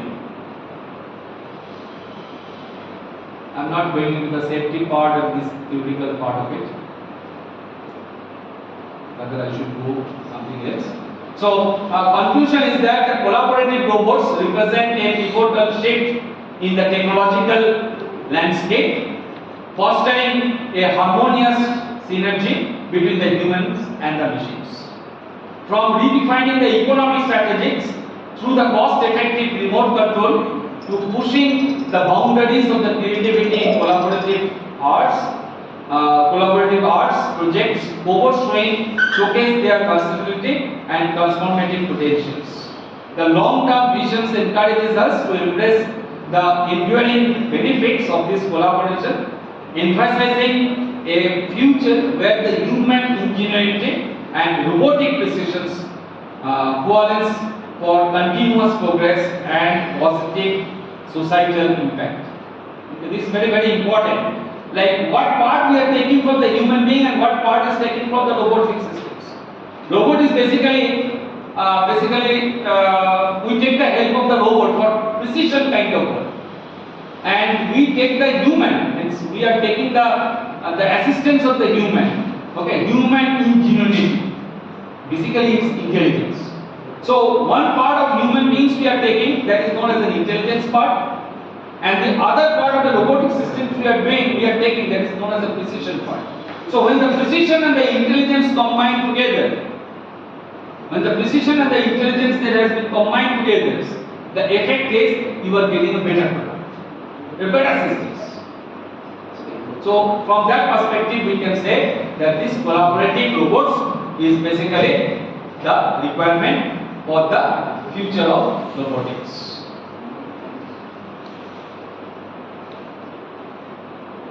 Okay. I will just show few of the videos because this is an autonomous systems, robotic systems. Okay. So first one is development of some blimp systems. This is known as an aeroplane systems. Okay, and all of us now, many of the students or the faculty members, they are also working on the drones, different types of drone systems. So this is similar to the drone systems. Okay, and this is known as an aeroplane. It can fly in the sky, okay, and it has a gondola. Bottom portion of the system is known as a gondola, which contains all the electronics, motors, okay, and the battery pack for its flying. So these kind of systems can be used for surveillance purposes. You can use this kind of systems for the surveillance purposes. Okay. Now we in the India border is a good amount of India border is there. Few thousand kilometers is the length of the India border. Okay. And these kind of devices in everywhere of the India border you cannot post some security people there. Okay. So you must have some sort of autonomous type of systems which will capture the data or the information from the boundary, from the India boundary. Say for example, somebody is trying to enter into the Indian territory. So that information must be collected immediately. So for that system, we may think of this kind of flying kind of devices. It will fly within a certain zone and it will have a camera below it. And whenever somebody's camera is continuously taking the images of the ground, and this image is basically this processed by a computer software systems, image processing toolbox. Some image processing system is there which will process this data and it will find out whether somebody is trying to enter into the India border. If somebody is trying to enter into the border, immediately these systems will give a signal to the control station and the control station will take the necessary precautions. So this system has been developed in our laboratory by students. They have developed this kind of systems.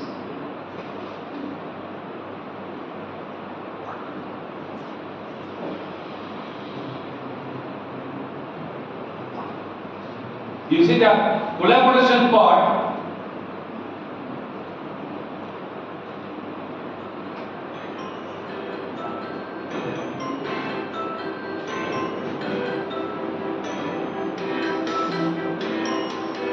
This is a collaborative robot. It's not a collaborative robot, we call it as a master slave technology. First you see the video first, try to understand it.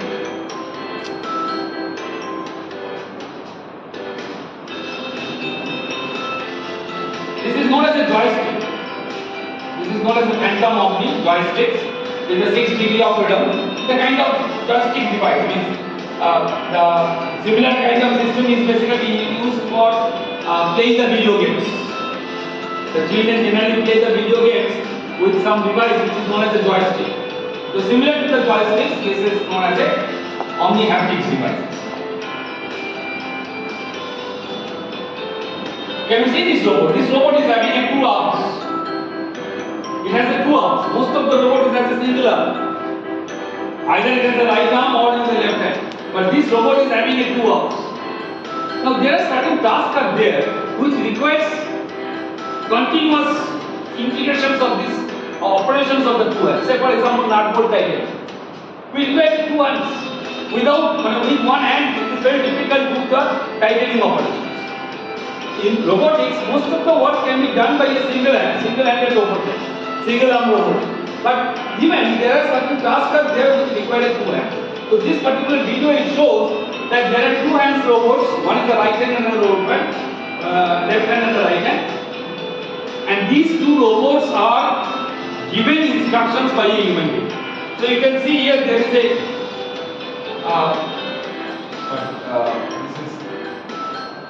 you can see that somebody is, means the student is moving the joystick, and whenever the joystick is moved, that motion is basically captured by the robot, and the robot is moving. That means sitting in this room, you can control the machine which is placed over there.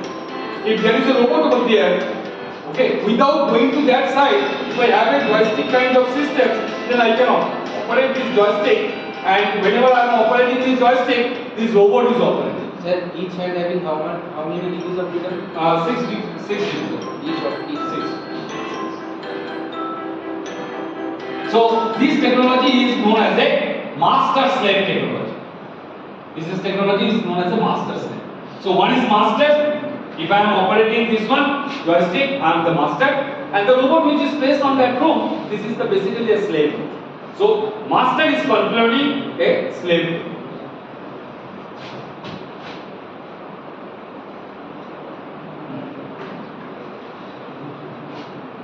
The same thing, almost a similar kind, but there is a difference. Like in the previous one, master was having some sort of joysticks. Okay, and here you can see the master does not have any joysticks.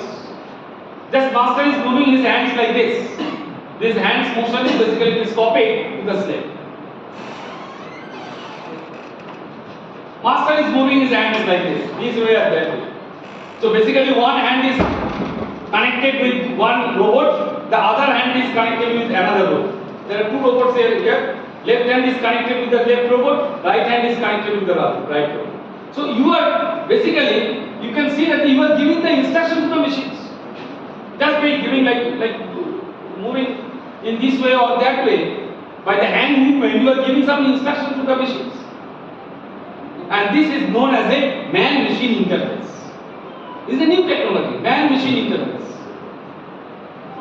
Already using this technology, say for example, whenever we are giving some kind of instruction to a washing machine, say there is a washing machine, okay, I am pressing some button. So basically there is a machine and I am a human being. So man and machine, we are interfaced with each other, otherwise how the machine will work. So that is also one kind of interactions between the man and the machines. And here, this is another kind of. Can you say that how this instruction is given by the human being to the machine? From this video, how it is possible? EMG signal. Huh?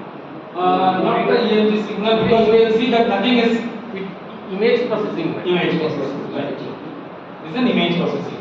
So basically, the student is working in a lab and there is a camera here. Okay, so the camera is continuously grabbing the image of the movement of the human beings, and this image is basically a process, continuous processing going on. How the right hand movement is taking place, how the left hand movement taking place, what is the joint angle, how this is every instant of time. These calculations are going on, and this information is passed on to the robot. So what is basically following your instructions.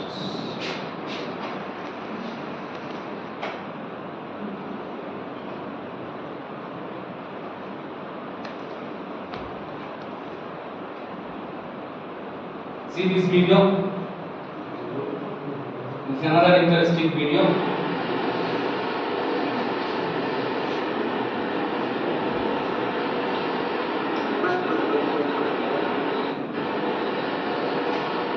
This is basically, we call it as a robotic hand. Similar to the human hand, this is a robotic hand. Now, those who are associated, if you are working in the robotics field, the robot generally comes with some gripper. Generally, we call as a two-finger gripper. Okay. Or sometimes there is a magnet placed over it. Simple thing. So all this means with the help of the two finger, what kind of job you can hold? Very regular type of job you can hold. Okay. Say for example, if there is a sphere is there, can I hold it with the two fingers? No, it is not possible. It is not possible to grip a spherical kind of object with the two fingers, because there will be a two touch point will be there. So it's basically a point contact. So with the help of this point contact, it is not possible to grip any object in a stable form. And in the universe, okay, if you see, if you just see that how the different types of objects are gripped, what are the technology? There are different types of mechanisms are there. For holding this kind of object, for example, this kind of object, how are you holding? For this kind of object, how can you hold it? for this kind of object, how can you hold it? There are different technologies are there. There are machines are there. And if you see the material handling devices, basically the material handling devices having some sort of gripping at its end, which can grasp the objects. But if you think that if I have some objects of, say, it is a regular kind of objects, it is easy to grip. But if it is not a regular kind of object, shape is not uniform. Neither it is a square object, nor it is a cube type of object, nor it is a spherical object, nor it is a cylindrical object. So in that situation, it is very difficult how you will hold it. And it has been found that for a human being, we can, with this 5 finger, we can grip any kind of objects, any shape of objects. Only limitation is that the size will be of this much, okay, and the weight of the object should be of this much. That's only the limitation. Otherwise, we can, with these 5 fingers, we can hold any kind of objects, any combination of size, any combination of shape, we can grip it. Because God, this is a God gifted one. God has gifted this, created it. And it has been found in the universe there is no other gripping system which is better than the human fingers. So when we face some sort of problem of designing some gripper design, which is of a universal type of gripping, okay, we thought a lot and ultimately we decided that we should copy the human fingers. So this is a machine with a gripper system which looks like a human fingers, and we call these as a dexterous kind of hand systems which can grasp cube type of objects, it can grasp spherical kind of objects, it can grasp cylindrical kind of objects, it can grasp any unknown shape objects. So this is called as a universal type of gripping systems which we develop. Each finger having how many degrees of This have a basically you see that in our case, okay. So these are known as a digit line, okay. So this is 1 degree, another here, 3 joints are there. So if I consider these 5 fingers, at least we have 5 fingers. At least we have 1, 2, 3. 3 joints in each finger into 5, that means 15. Okay, so this requires, in case of an artificial creation of this kind of systems, it requires 15 degrees of freedom. Or I can say not the 15 degrees of freedom, it is called as the 15 degrees of mobility. It is a kind of 15 degrees of mobility. So if I have to introduce 15 degrees of mobility into my systems, artificial systems, I require 15 motors. Okay, and now you imagine that if the shape of my physical system is like this, where I will place all these 15 motors? Next to impossible. We don't know that how the God has created this, but for the human being it is not possible to create it. To place all these 15 motors inside this place and then transfer the mechanical motion transmission devices, pulleys, gear, belt, this, that, within this space, next to impossible. So what we have tried with many versions, and ultimately we have made that 1 finger will be operated with 1 degrees of freedom. 1 finger operations we will employ motor, 1 motor. Because these motors are very costly motors and very sophisticated kind of motor, which is known as a follower kind of motors. Control system is very ruggedized control is used, very precise control is there. But the size of the motor is that even you cannot place 2 or 3 motors within this space. Forget about these 5 motors. Okay, but somehow we manage it. Our hand system is slightly the size of it is not the size of the human hand. It is slightly greater than the size of the human hand. Okay, but it has a flexibility. It has a flexibility of its motion, and with this device, it is possible to grasp any size object in a very stable form. It can grasp.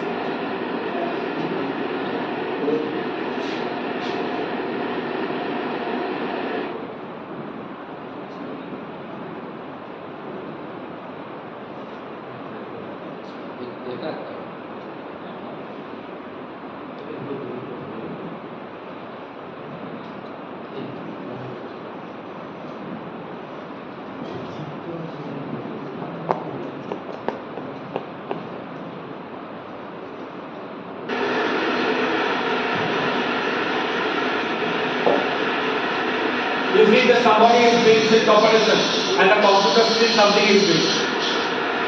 Man is doing some operation and his operation is copied in the computer. Man is doing some operation copied to a machine. Man has not touched the machine, but without touching the machine you can give the instruction to the machine. So basically the human, okay, so human is wearing a data gloves. Is an electronics, some kind of electronics gloves. So whenever you are doing this kind of motion, these electronics gloves will capture the motion of the digits of each and every finger. And that information is given to your hardware setup. Does the same thing. The man is doing this operation in here, in space. This operation is basically copied to everything. Same thing, camera system. Camera is placed in front of the operator. You see? Grasping of an object.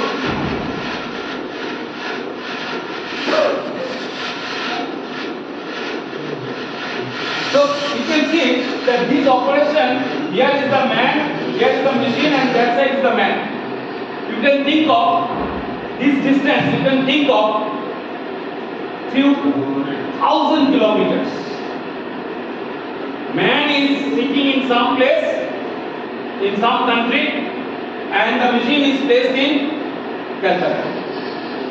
So from a thousands of kilometers away, if a person is there, even he can control a machine. And this is the digital innovation. I have already made I have already talked that now the industries are making their presence throughout the world. Even you may not have any industry in India, but you are doing all kinds of business in India. That is possible. So with the help of this digital manufacturing, it is possible to control your total operation, control your manufacturing plant. Sitting in one country, you can control the machines or the equipment which has been installed in some other countries. It is possible.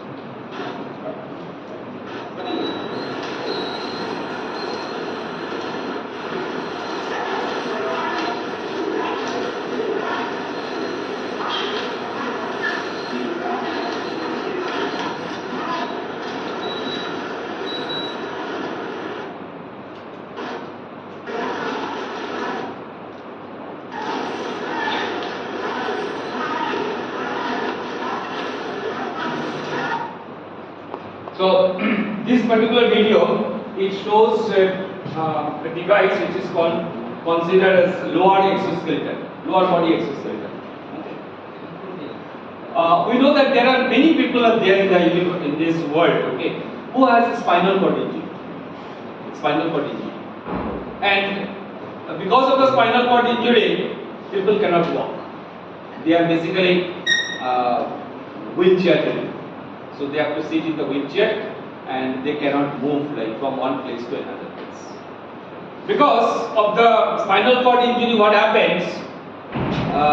They have the leg, okay, but the muscles are not getting the necessary instruction for the expansion and contraction because the muscles works as an actuator.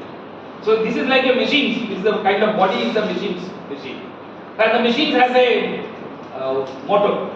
And the motor of the human beings, that means the motors are equivalent to the muscles. Basically, the muscles are the motor for the human beings. Okay. So the motors are not working, and if the motors are not working, if the muscles are not working, so person cannot work. So the point is that whether it is possible to make some kind of device, engineering devices. Okay. So when a person having this spinal cord injury, he or she can wear these kind of devices, whether it is possible to work. Okay. So in that direction, our students has worked, and they developed this what I say that exoskeleton device, which is known as a lower body exoskeleton device. And with the help of this lower body exoskeleton device, you have already seen that a person is trying to work on a walker, means on a treadmill. Okay. So the treadmill is running at a certain speed, and the person is trying to move, trying to work over this treadmill, wearing this exoskeleton devices. So these are we generally call these as the mechatronics devices. Okay. And for development of such type of systems, already you have seen, it is not only the mechanical, not only the electronics, not only your computer science. Okay. All branch of knowledge is required for development of such type of systems. And these are all highly interdisciplinary subjects. Okay. And it is expected that whether nowadays it is an expectations of the industry is that even if you are a electrical engineer, even if you are a mechanical engineer, if you are a computer engineer, you must have at least the basic understanding of the other branch of engineering. It is required. Okay. And from that perspective, the industry is looking for engineers at least who can understand the voice of the other disciplines. If I am a mechanical, I must be able to talk. At least I must be able to talk with a civil engineer. If I am a mechanical engineer, I must be able to talk with an electronics engineer. So I must have that much of knowledge of the information with me, with which I can interact. My problems, I can give my problems, or I can understand the other problems. Okay, in a better way.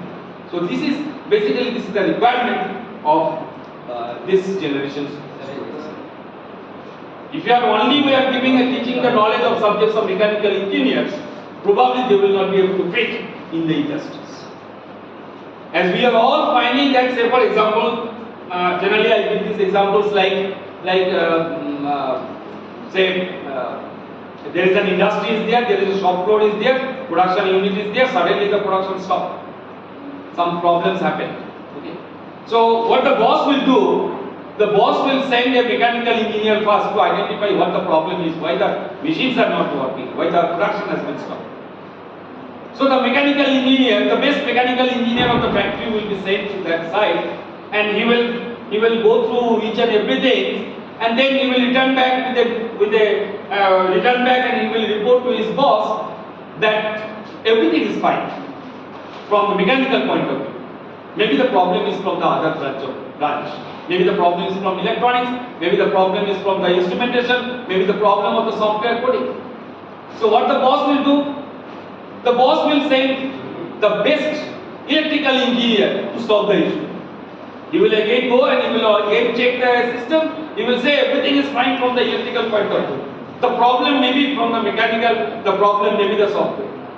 Then again the people will be saying, the best software engineer, he will say, my software is good. Everything is fine with the software, no problem with the software. The problem may be with the mechanical, problem may be the electrical, problem may be from the electronics. Now you understand what is the situations of the boss?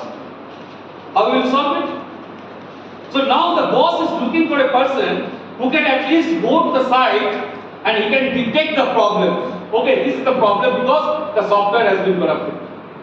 This much information is required by the boss. Okay, this is the problem because of the gear is not working. The gear tip is not operating. Some manufacturing problem is with the gear. This much information is required by the boss. And once the boss is getting this information, then he will send his best mechanical engineer if the gear is not problem. He will send the best electrical engineer if the wire is not properly connected. Okay. So identification of the problem is the best, is the main challenge in the industries. And that's why here, this mechatronics engineers, robotics engineers, robotics is to some extent is a very specialized area, but the mechatronics engineer, they will be fit in the industries. At least they can go and they can check and they can give you some information that because of these reasons, the machines are not working. The demand is like that. And we are all talking about these interdisciplinary research, interdisciplinary subjects.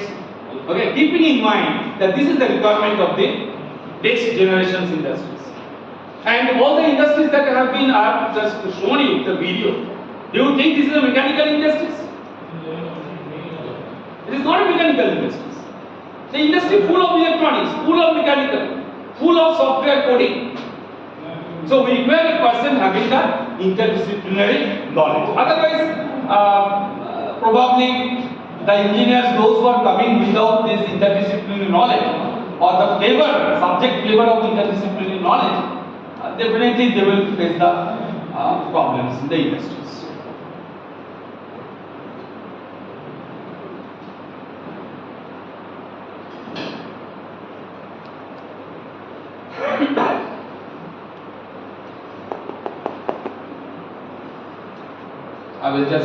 I will very quickly, I will show you some of our work related to brain. Okay, so related to the brain signal, capturing of the brain signals.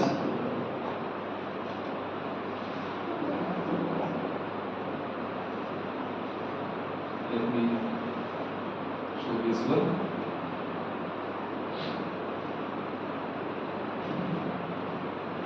This is a leg, artificial leg, left leg at the right place, looks like that.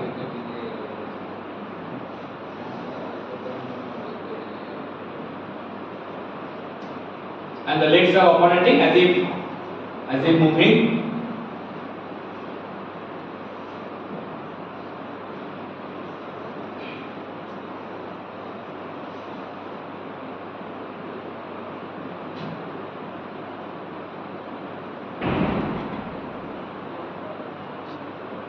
So this is the system which is known as EEG, signal capturing. Okay, brain signal capturing. Basically, it is a word related to the brain signal capturing. And say for example, our hand movement. Okay. Now immediately, my brain is thinking that I should walk. I should walk. My brain has given the instruction to me to stop. Immediately I stop. So everything is basically controlled by the brain signal. So in the previous case, say for example, I have a leg but I cannot walk. Okay, I have a leg, I cannot walk. So I wear this exoskeleton device. Then how the exoskeleton device will be excited? I must think, say for example, I am sitting. Okay, I am sitting here. Now suddenly I thought that I must stand up. So immediately I stand up. Then I thought that I should walk. Then immediately I start walking. So everything is controlled by the brain. So now the scientists are working that whether it is possible to capture the brain, what the brain is thinking, and then give this information to the machine. So I will be sitting over here. Say for example, there is a machine over here on that room. I want that the machine should start its operations. If all of you are mechanical, then I can take the example. Say for the lathe machines. Lathe machine is idle right now. It requires some kind of instruction from the operator so that it can start. The operator can go there and it can start, or otherwise the operator is sitting over here. Okay. So whenever the operator will think, okay, start the machines. I'm thinking that the machine should start. The machine automatically starts. In this way, I can also control the machines. Okay, and this is known as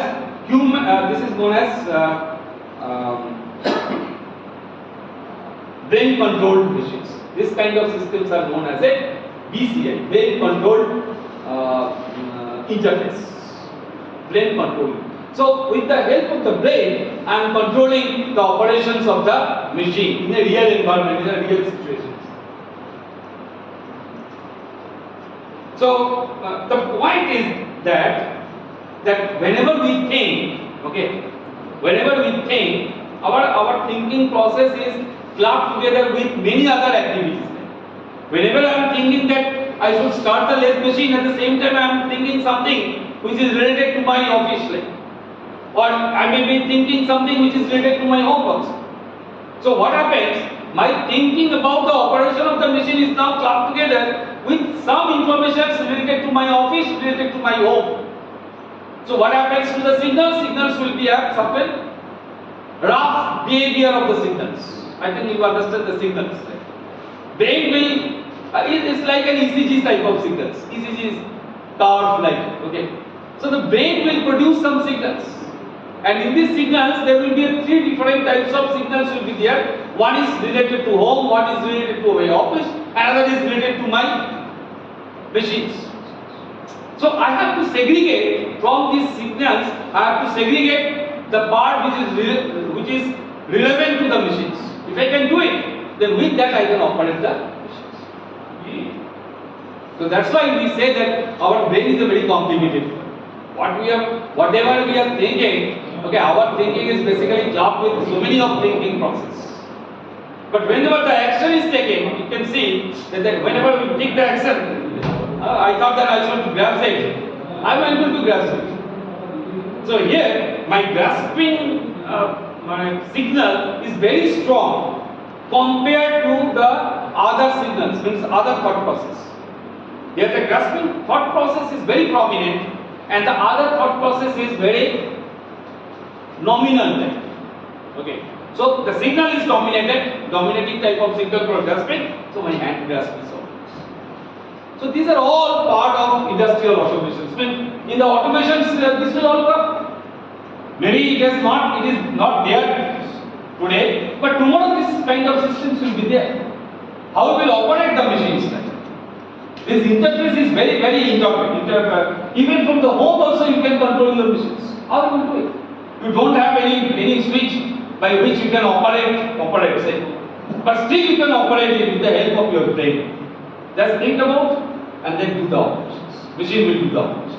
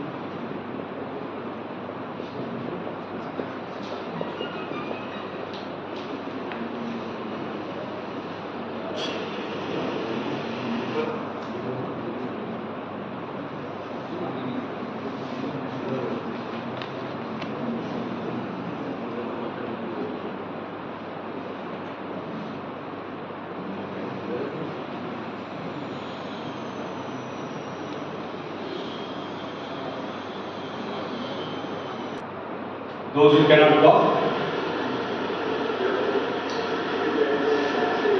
This is a wheelchair and it has a man-machine interface. So the human can operate it, control it. Sitting on a wheelchair, you can see that she is operating the movement of the wheelchair with the help of his hands movements, gesture. It's a kind of gesture. So your wheelchair is basically a mechanical, looks like a mechanical, but there are electronics are there. Okay. So with the only mechanical knowledge, it will not be able to possible, okay, to develop such type of system. But even if you consider this as a mechanical, now you can see that how you will control this mechanical machine. So you are giving that there is no switch here, nothing, no switch is there. Only what you can see that she has a control over the hand. So the hand can give some sort of instructions to the machine. So you have to decode the hand movement with the help of some electronics way. You can decode the hand movement and you can control the movement of the wheel.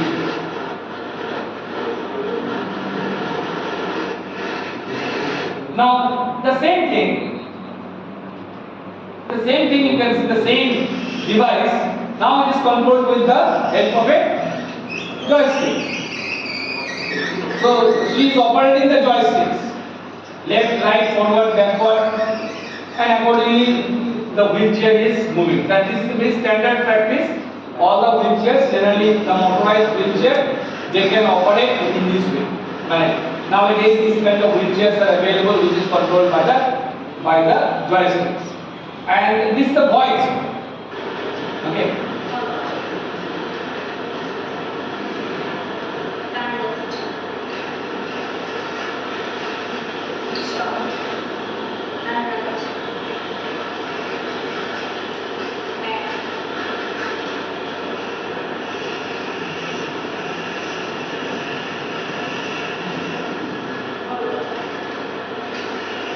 So it can move forward, backward, left, right, turning. So everything you can do it. Just give some sort of voice instruction. Your machine will follow you. Are these magnum wheels? Huh? Wheels are magnum wheels or Magnum wheels.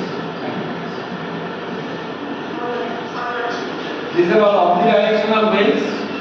Okay, so that within a very small space you can turn. Otherwise, in case of a normal wheel type of systems, the turning radius is very high. Turning radius is very high. But with this omnidirectional wheel systems, okay, so even this it can move like this, means it can rotate like this. With respect to its own axis, it can rotate, and you can change the directions. That is possible for this kind of wheelchair, because this wheelchair is a very short in dimensions and it has to move in a very complicated path. Maybe where the wheelchair will move, it has a very narrow path, narrow opening. So from that space it has to move like. So the maneuverability of the systems should be very high. So it throws a lot of challenges, mechanical challenge, electronics challenge. And where there is an electronics, that means there is a software. Electronics without software you will not find anywhere where the electronics is there is no software. So all these systems have a software driven type. Software is there at the backbone of the systems. And for development of such type of systems, we require the knowledge of all the discipline knowledge, at least mechanical, electrical, electronics, instrumentation and computer science. 5 different branch of engineering knowledge is required to develop such type of systems. And all these are known as a cyber-physical systems. This is known as a cyber-physical systems. That means there is a physical system is there which is controlled through cyber. That means through the net, internet. All these can be operated through the internet also. So if your physical systems can be connected through an internet, and through the internet if you can control it, it becomes as a cyber-physical system. So our industry 4, industry 5 all deals with the cyber physical system. So there are CNC machines, okay, CNC lathe, CNC milling, whatever the CNC machines, there are 3D printing machines, there are robots, there are conveyor belts, there are CAD modeling software tools, simulation tools. Along with that, the new advanced technologies like AI/ML technology, I am not touched with this one. AI/ML technology or AR/VR type of technologies, okay, and your cyber physical systems technology, internet technology. So all has been clubbed together, and we don't know that where our new technology is moving like that, where the industry is moving like that. So we are moving to a very complicated kind of system, very flexible, very effective, but a complicated kind of systems we are moving. And maybe the next 5 years, a lot of changes will happen in the industries. A lot of new front of technology will come up. And if we are unable to grasp all these technologies, if we are unable to transfer this knowledge of this new technology to our students, probably our students will face the difficulties in finding out the suitable positions in the industries. So that's why, along with the conventional type of subjects, there is no substitute of strength of material, there is no substitute of engineering mechanics, there is no substitute of engineering drawing, there is no substitute of thermal systems, fluid mechanics systems. But along with that, this kind of new type of technology must be introduced. May not be as a core subject, but it may be introduced as what I said, that is elective subjects. So we should float more and more elective subjects, and what I say that if I have to include many of the elective subjects, maybe the course content will be lighter. Course content will be lighter, but number of topics will be important. And these interdisciplinary knowledge, at least they should mechanical. I am just talking about the example as a mechanical. The mechanical student must have an electronic subjects, at least one subject, maybe in the first year or second year. Similarly, one electrical subject in the first year and second year, maybe first year or second year. One computer related field subjects in the first year or second year. This kind of knowledge must be given to the students, so that whenever they find some interdisciplinary subjects of electronics or computer science, at least they should not move away from that technology. They should not have any fear of that technology. They should be able to, in a mind, their mindset should be such that they must be able to accept this new kind of technology. Otherwise, it's very difficult. Because otherwise, if a mechanical engineer, I will not touch with this electronics. Okay, I will not touch with the software part. It is very difficult nowadays to survive in the long run. Okay, so I will conclude today, and if you have any questions, then you can ask.